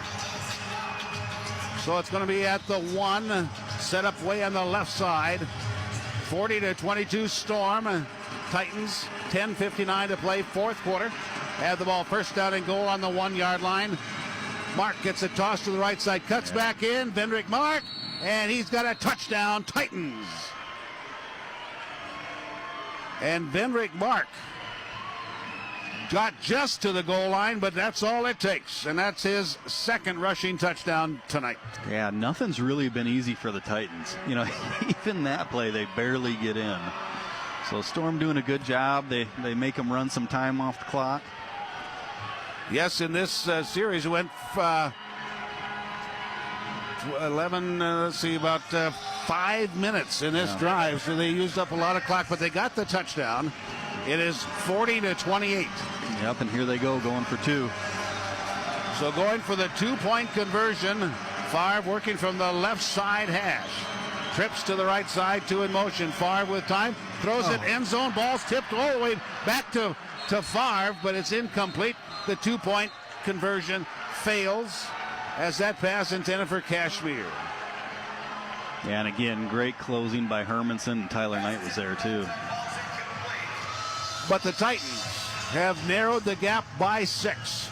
It is 40-28, 10:48 to play in this contest. Now for the Titans, their defense is going to have to find a way to contain Lorenzo Brown. Yeah, absolutely. You know, you look at the Titans, they're 2 for 2 on onside kicks this year, but I don't think you're in that territory yet. You're only down 12, plenty of time left. I think you do what you're doing on the kickoffs, and you got to try to hold the Storm to at least a field goal attempt to keep it a two-score game. Coach Riggs on the field right now having a kind of an animated conversation with one of the officials. And they're still talking about things at about the 15-yard line, but 10:48 left to play in this fourth quarter. It's a Sioux Falls Storm 40 and the Titans of Cedar Rapids 28 after the Titans used an extended drive, and I believe that was like 10 yards, capped off by a touchdown run by Vendrick Mark. Point after, a 2-point conversion failed. The score stands 40-28. It's a 2-possession contest. Even if they'd gotten the 2-point conversion, it would have been 2 possessions, right, but it would have been a touchdown field goal. Exactly. Now here it's 2 touchdowns. And I think you're absolutely right, Adam. I think that this is pretty early for a onside kick. Yeah. Yep. Now, if the Storm was playing Spokane, Coach Shackelford, I mean, he'll throw those in anytime, right, as will Curtis Riggs. Right. In any given game, he'll throw an onside kick in there on a momentum changer. Here's a line drive kick, bounces off one of the upbacks. It's going to be recovered by the Cedar Rapids Titans. It bounced off of one of the up blockers and recovered by the Titans. They couldn't have scripted that one any better. Recovered by Edward Mosley. Yeah, and that was Carrington Hanna, and he wasn't on the front line this time. I believe it was him in the opening kickoff that it hit when he was on the front line. Here he's back about 20 yards, and that's where if you're on the return team, you've got to be watching, A, and B, if it comes at you, get out of the way. I mean, again, if you've ever tried to catch a line drive knuckleball, it usually isn't going to happen. So you're better off just trying to dive out of the way, if anything. So Cedar Rapids get the recovered ball at their own 16-yard line. Oh, my. We got a 12-point contest. Cedar Rapids scores here. We got a whale of a finish coming for you folks. And now Favre fakes the handoff. He's going to roll around to the left side, dives up for a gain of about 7. Yeah, it's funny, Rich. In the first half, the Storm had a lead, but it felt like the game, I mean, if you would have told me it was tied, I would have believed you. Here in the second half, it feels like the Storm has been up big, and here we are. I mean, 12-point game, and it could be a lot less than that here in a minute or so. Clock rolls, 10:04 to play, fourth quarter. Storm 40, Cedar Rapids 28. Barr puts 2 in motion to the right side, fakes the handoff, fires upfield, gets it there to Kashmir, gets it to the 20-yard line. That's a gain of about 7 and a first down to the 20-yard line. And that's at the Storm 20-yard line as Cedar Rapids working off of the kick fumble and now have it in Storm territory at the 20, working from the right side hash. Send Elmore to left side. He's been quiet. He's a dangerous receiver. Favre gets a snap. He looks left as Favre, fires upfield, gets it there, and Elmore is the recipient. It's a gain of about 8. Yeah, he initially wanted Kashmir going towards the end zone, but he held off, and Favre, I mean, he's excellent at checking his progressions and his reads, and he knows, seems like he knows where everybody's at on the field. So it's a gain of 7, second down and 3 from the Storm 13. Elmore splits to the right side. Kashmir and Ballantyne in motion in the right slot. Handoff goes to Venrick Mark. He'll go upfield, got the first down, and he'll go down at about the 8-yard line in the hands of Tyler Knight. And they're doing what they need to do here. I mean, you get a first down, you got a first and goal from the 8. Now, they've definitely had trouble once they get down here. So you got 4 downs to get in. Now, you're probably not looking too hard at the field goal if you get to that point. You know, we're getting down to crunch time here. I think you got to go for a touchdown as long as it's manageable. So 4 downs to do it. Cedar Rapids 4 for 4, red zone scoring tonight. Favre, here's the blitz. Didn't see it coming. Throws the pass downfield. Somehow Elmo almost got that. And a fan was right there. I don't think he touched the ball this time. But Elmo was down there and all but pulled off a miraculous catch. Yeah, and Watkins was complaining about the pushing and shoving from Elmore. Great job by Favre hanging in there, as we see on the replay. Tyler Knight hit him as he was throwing the ball. The pass went a little bit high, but Elmore almost brought that one in. And now it is second down and goal. The clock rolls. We're down to 7:38. And counting, this drive started at about the 11-minute mark. Favre looks left, looks right, looks center. Now he's dancing. Now he's just going to launch it for the end zone and throws it way out of bounds. And that was a play I think Cedar Rapids would like to have back. Yeah, absolutely. Now it's faced with third down and goal from the 8. And Dixie Wooten gives the play to Dylan Favre. Yeah, great coverage by the Storm DBs there too. I mean, long plays like that, you worry about tiring out and finally losing a man, but they did a great job hanging on there. Favre set team records for passing yards and touchdowns this year. 2 in motion, right slot. Low snap picked up by Favre. With time, they flick up the blitz. Fires in, so too high for Elmore. And coverage there by Carlton Watkins for the Storm. And it's going to bring up fourth down. Yeah, he had a small window there with Elmore coming back to that right corner of the end zone, but just overthrew him. Okay, now, Adam, it is fourth down. The kicking unit is coming onto the field. Yeah, it's a 12-point ball game. I get it. I mean, if you would have shown some progress there on the first 3 downs, you think about it, but not showing anything, I get it here. Get within 9. Still 2 scores, though. 45-yard and 25-yard, and it's blocked. And it's going to be blocked and picked up there by Kashmir. He's rid of it. He's running all the way back to the other end, and he's finally going to be tackled way back down at the Cedar Rapids 10-yard line. Oh, my.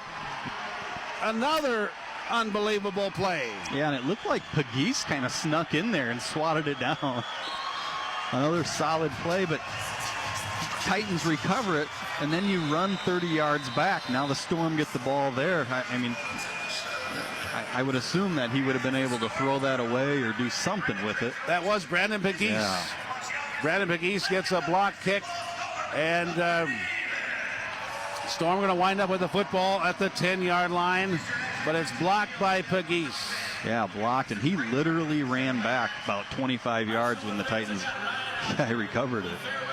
So now the Storm leading by 12 with 5:50 left to play in this fourth quarter. And we'll keep it right here. You're listening to Storm Football, brought to you by Mattress Firm. And having an activity on the field right now. After the ball game, Adam and I will be having the post-game show. We'll talk about player of the game, brought to you by Craven Bar and Grill. That's where the post-game party is. After the game, fans are invited out there. Specials going on, a lot of good times happening out there. But we'll try to come up with a player of the game, and right now, I'm at a loss. Yeah. I mean, really, it's been a solid all-around team effort. You know, it's hard to point to one guy. You're not really seeing those big plays here and there. They've just been really, really solid. And, hey, we got 5:50 left, so you never know what's going to happen, too. There's no doubt about that. Cedar Rapids was in a golden opportunity. Yeah, they were. They really were. And now the Storm have the ball.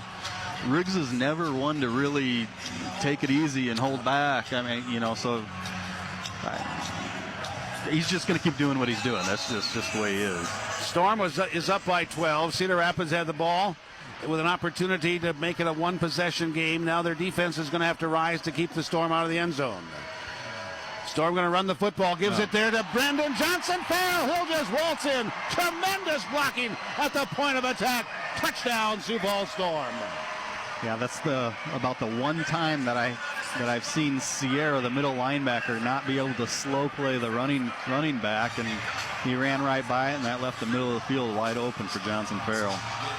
BJ gets his 8th, check that 9th rushing touchdown of the year. I don't know, maybe it's not the worst thing in the world for the Titans, you know. You've been giving up points anyways. Might as well give it up quick. Well, it's kind of like back when Mike Holmgren was coaching the Green Bay Packers. Yeah, right. And he gave up that quick touchdown to give his offense a chance with the ball with more time. Right. And now Saravatka puts up the point after touchdown, and it is good. Saravatka on the night, 5 of 6. 5 of 6 point after touchdowns, and the Sioux Falls Storm have extended their lead 47-28. A 19-point advantage. That's the largest lead of the contest. We'll pause for 30. You're listening to Storm Football, brought to you by Orthopedic Institute. We'll be back right after this. What's the smart way to refresh your home? Get inspired by Granite Transformations. See how easy it is to transform your kitchen or bathroom with gorgeous quartz in granite backed by our lifetime warranty. Plus custom cabinet refacing, all without the mess of a traditional renovation. Explore the exciting possibilities at the New Look, New Style celebration happening now at Granite Transformations. Schedule your free in-home design consultation today. The Sioux Falls Storm block a field goal attempt, wind up recovering the ball 30 yards downfield. One play later, BJ, Brandon Johnson-Farrell, goes in for a 10-yard touchdown run. Point after by Saravatka is good. The Storm up on top by 19, 47-28. 47-28. Now Saravatka puts up another high end-over-end kick. He's going to kick it out of bounds, and a fan's going to get a free football. But the Storm did not want any chance for a kick return for a touchdown, and the Titans will have the ball by rule at the 20-yard line. I've seen worse things happen. I think they're just fine with that. You know, yeah, go ahead. Rich, I was just going to say, you know, sometimes stats are deceiving. The total plays. You know, the Titans have run 61 total plays, and the Storm 25. Oh, my. You know, you look at that, and you geez, Titans are probably, you know, dominating the game and up by 20. Well, there's 21 points scored by, well, actually 20 points scored by the Sioux Falls Storm off a weird play. Right, exactly, yeah, and I think that's the main difference you see in the game. Soto Favre Back to pass, swings it to left side, gets it there to Mark. He's got some running room at the 20 to the 25, gets over a tackle, bowls over another one, takes it all the way down to the 15-yard line. Oh my! Yeah, the way he runs, you'd think he's 240 pounds, but hey, that's those Big Ten players, though. Yeah, 175 pounds. He doesn't even look that, but man, he runs hard. Out of one of the toughest schools to get into, Northwestern. Yeah, no kidding. And now two in motion to the right slot for the Titans. Favre fakes the handoff again. Now he's going to run, stop, throws, end zone over the head, into the stands, incomplete, out of bounds. Looking for Ballantyne. No good. It's going to be 2nd down and 10 from the 15 of the Storm. Yeah, smart play. He saw the sack coming and gets rid of it. You're listening to this ball game brought to you by Scott's Lumber and Supply Company. 4:30, clock is counting. Titans are trailing by 19.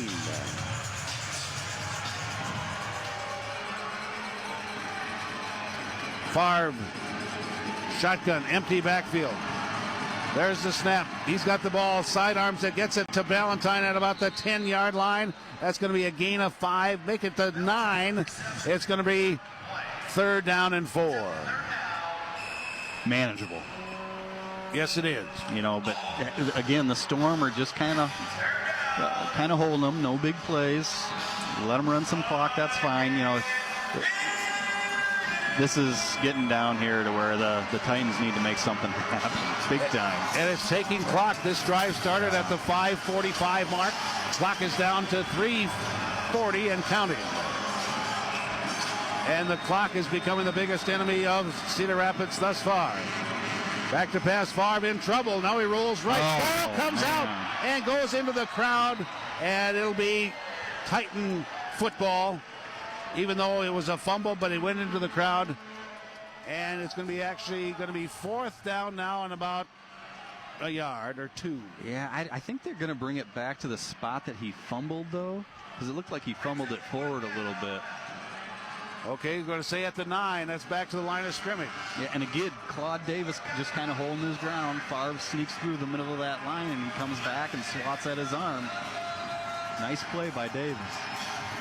So now Dixie Wooten calls a timeout. We'll pause for 1 minute. You're brought to you by Sioux Falls Specialty Hospital. Back right after this.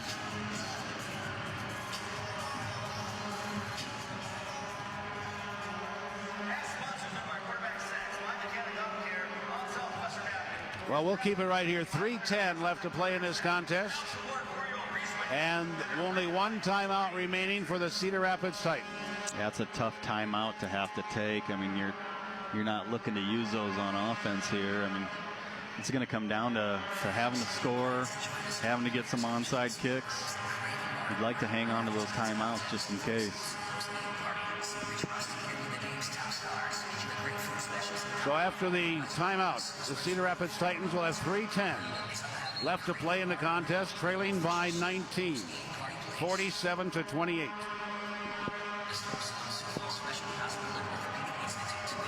So a touchdown and a 2-point would make it an 11-point contest. Can you say onside kick? Yeah.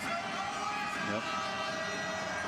But the Titans have to get another 9 yards, and they have to pick up a 1st down here. It is 4th down and 4. Favre with the football, looking to throw it. Throws it to the end zone, knocked away!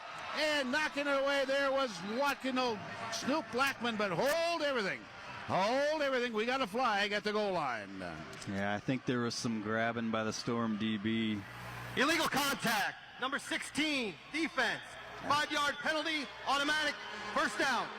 And Snoop Blackman is the one that was pegged with that penalty. And so they're going to move the ball down to the 4. And it's going to be, more importantly for Cedar Rapids, a 1st down. Exactly.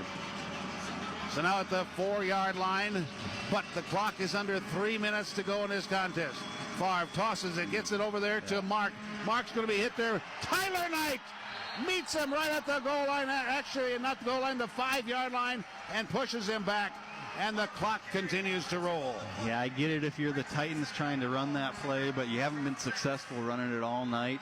And now it puts you in a deep hole. They got to huddle up. 2nd down, the clock's ticking.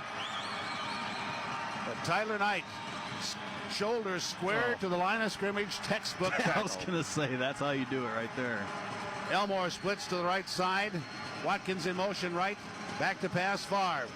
Fires, tipped away. It's tipped into the hands of Blackman, and he's going to return it, and he's going to be upended and tackled down at the 14-yard line. But an interception on a tip ball by Claude Davis, his fourth tip pass of the night. Wow. And again, Claude Davis playing the left end position. He hardly jumped off. He was waiting to swap that down. It bounces off all the way into the end zone. And a nice play there by Blackman. Injury replacement, Blackman. Yes, he went in for Elijah Fields for a while. I think Elijah was back on the field. Now the clock's down to 2:10 and the Storm leading by 19. And it's going to be at the 14-yard line of Sioux Falls. And the clock reads 2:04 and counting. So after the interception on a tip ball, Blackman, and now the Storm going to be under center. There is Lorenzo Brown, hands it off to Brandon Johnson. Farrell got some opener, moves it to the right side. He's got a first down, takes it into Titan territory down to the 23-yard line. And that keeps the clock rolling until we get to the 1-minute timeout. Yeah, you never want to say never, but I don't see how this one changes. Up 19. Titans have one timeout left. They haven't really been able to stop the Storm.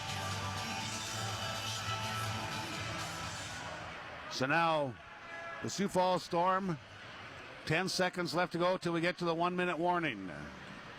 And there's 5 seconds on the play clock. And the Storm get the play off. Handoff goes to BJ again. He's going to weave his way and finally going to be bulldogged down by a tackle by Sierra at the 16-yard line as we've reached the 1-minute warning. Folks, we're going to take a 1-minute timeout. You're listening to this game brought to you by Waterbury Heating and Cooling and Coleman Heating and Air Conditioning. Your body, a remarkable network of bone, tissue, and joints working in perfect harmony.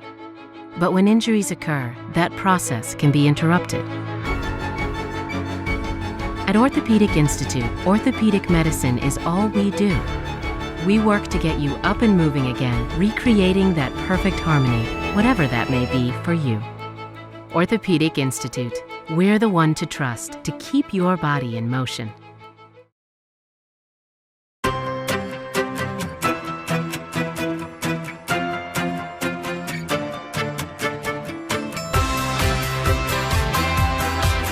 Breathe easier when you have your ducts cleaned by Waterbury.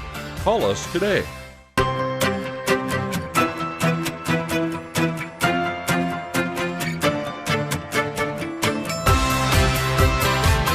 Save on your energy bill with the new furnace from Waterbury. Call for your free estimates. 0.9 KELQ Flandreau Sioux Falls and online at Kello.com. And welcome back to Storm Football, brought to you by Boyer Trucks. Second down and about 2 yards to go. We've reached the 1-minute warning.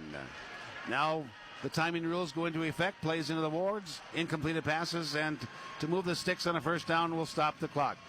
Lorenzo Brown on a keeper. He'll take it all the way to the house from 17 yards out. And Lorenzo Brown tosses this one up to the sky as the Storm will wrap this pup up with that final score.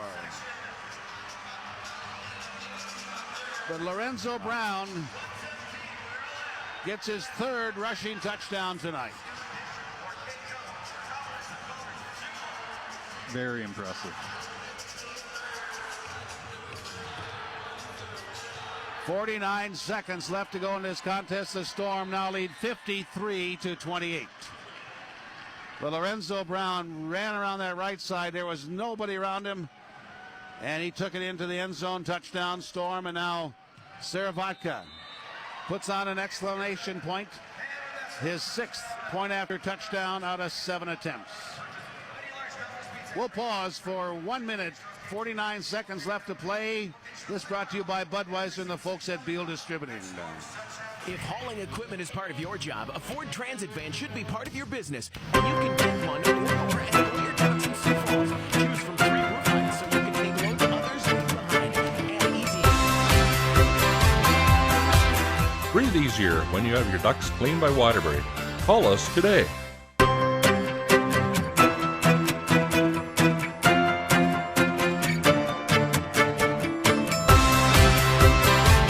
Save on your energy bill with the new furnace from Waterbury. Call for your free estimates. You're not just disseminating facts. You're not just telling people what happened, but you're having to deal with the people it happened to. We want to capture the effect. Why is it so important? Why is this happening?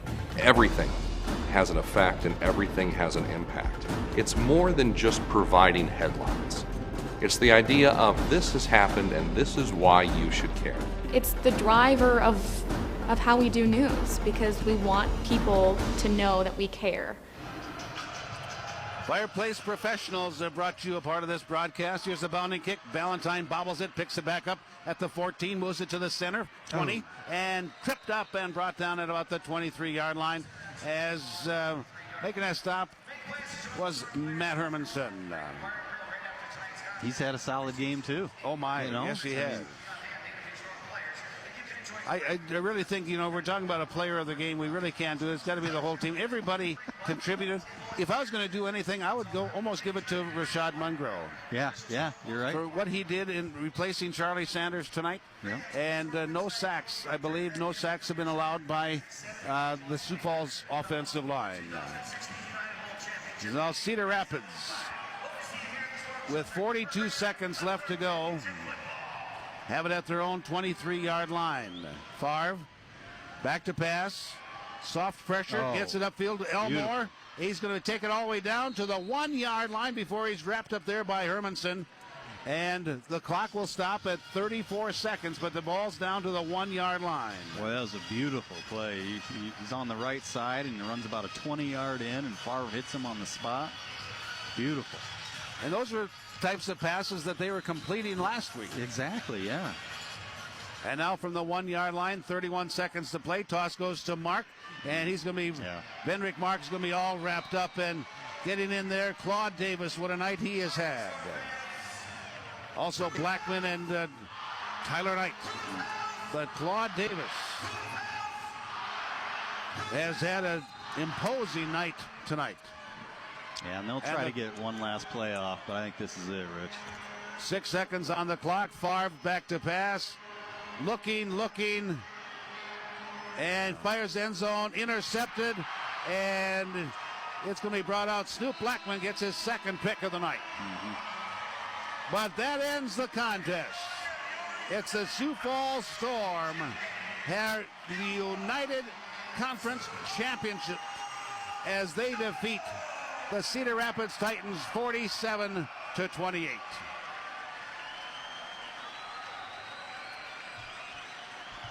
And holding Cedar Rapids to 28 points is quite an accomplishment. Yep, it really is.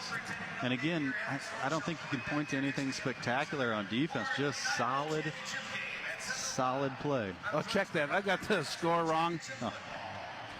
I was looking at what I had written down for the previous one. And they pulled the scoreboard. Nothing worse for an old sportscaster like me when they pull the scoreboard out. And let's see. It was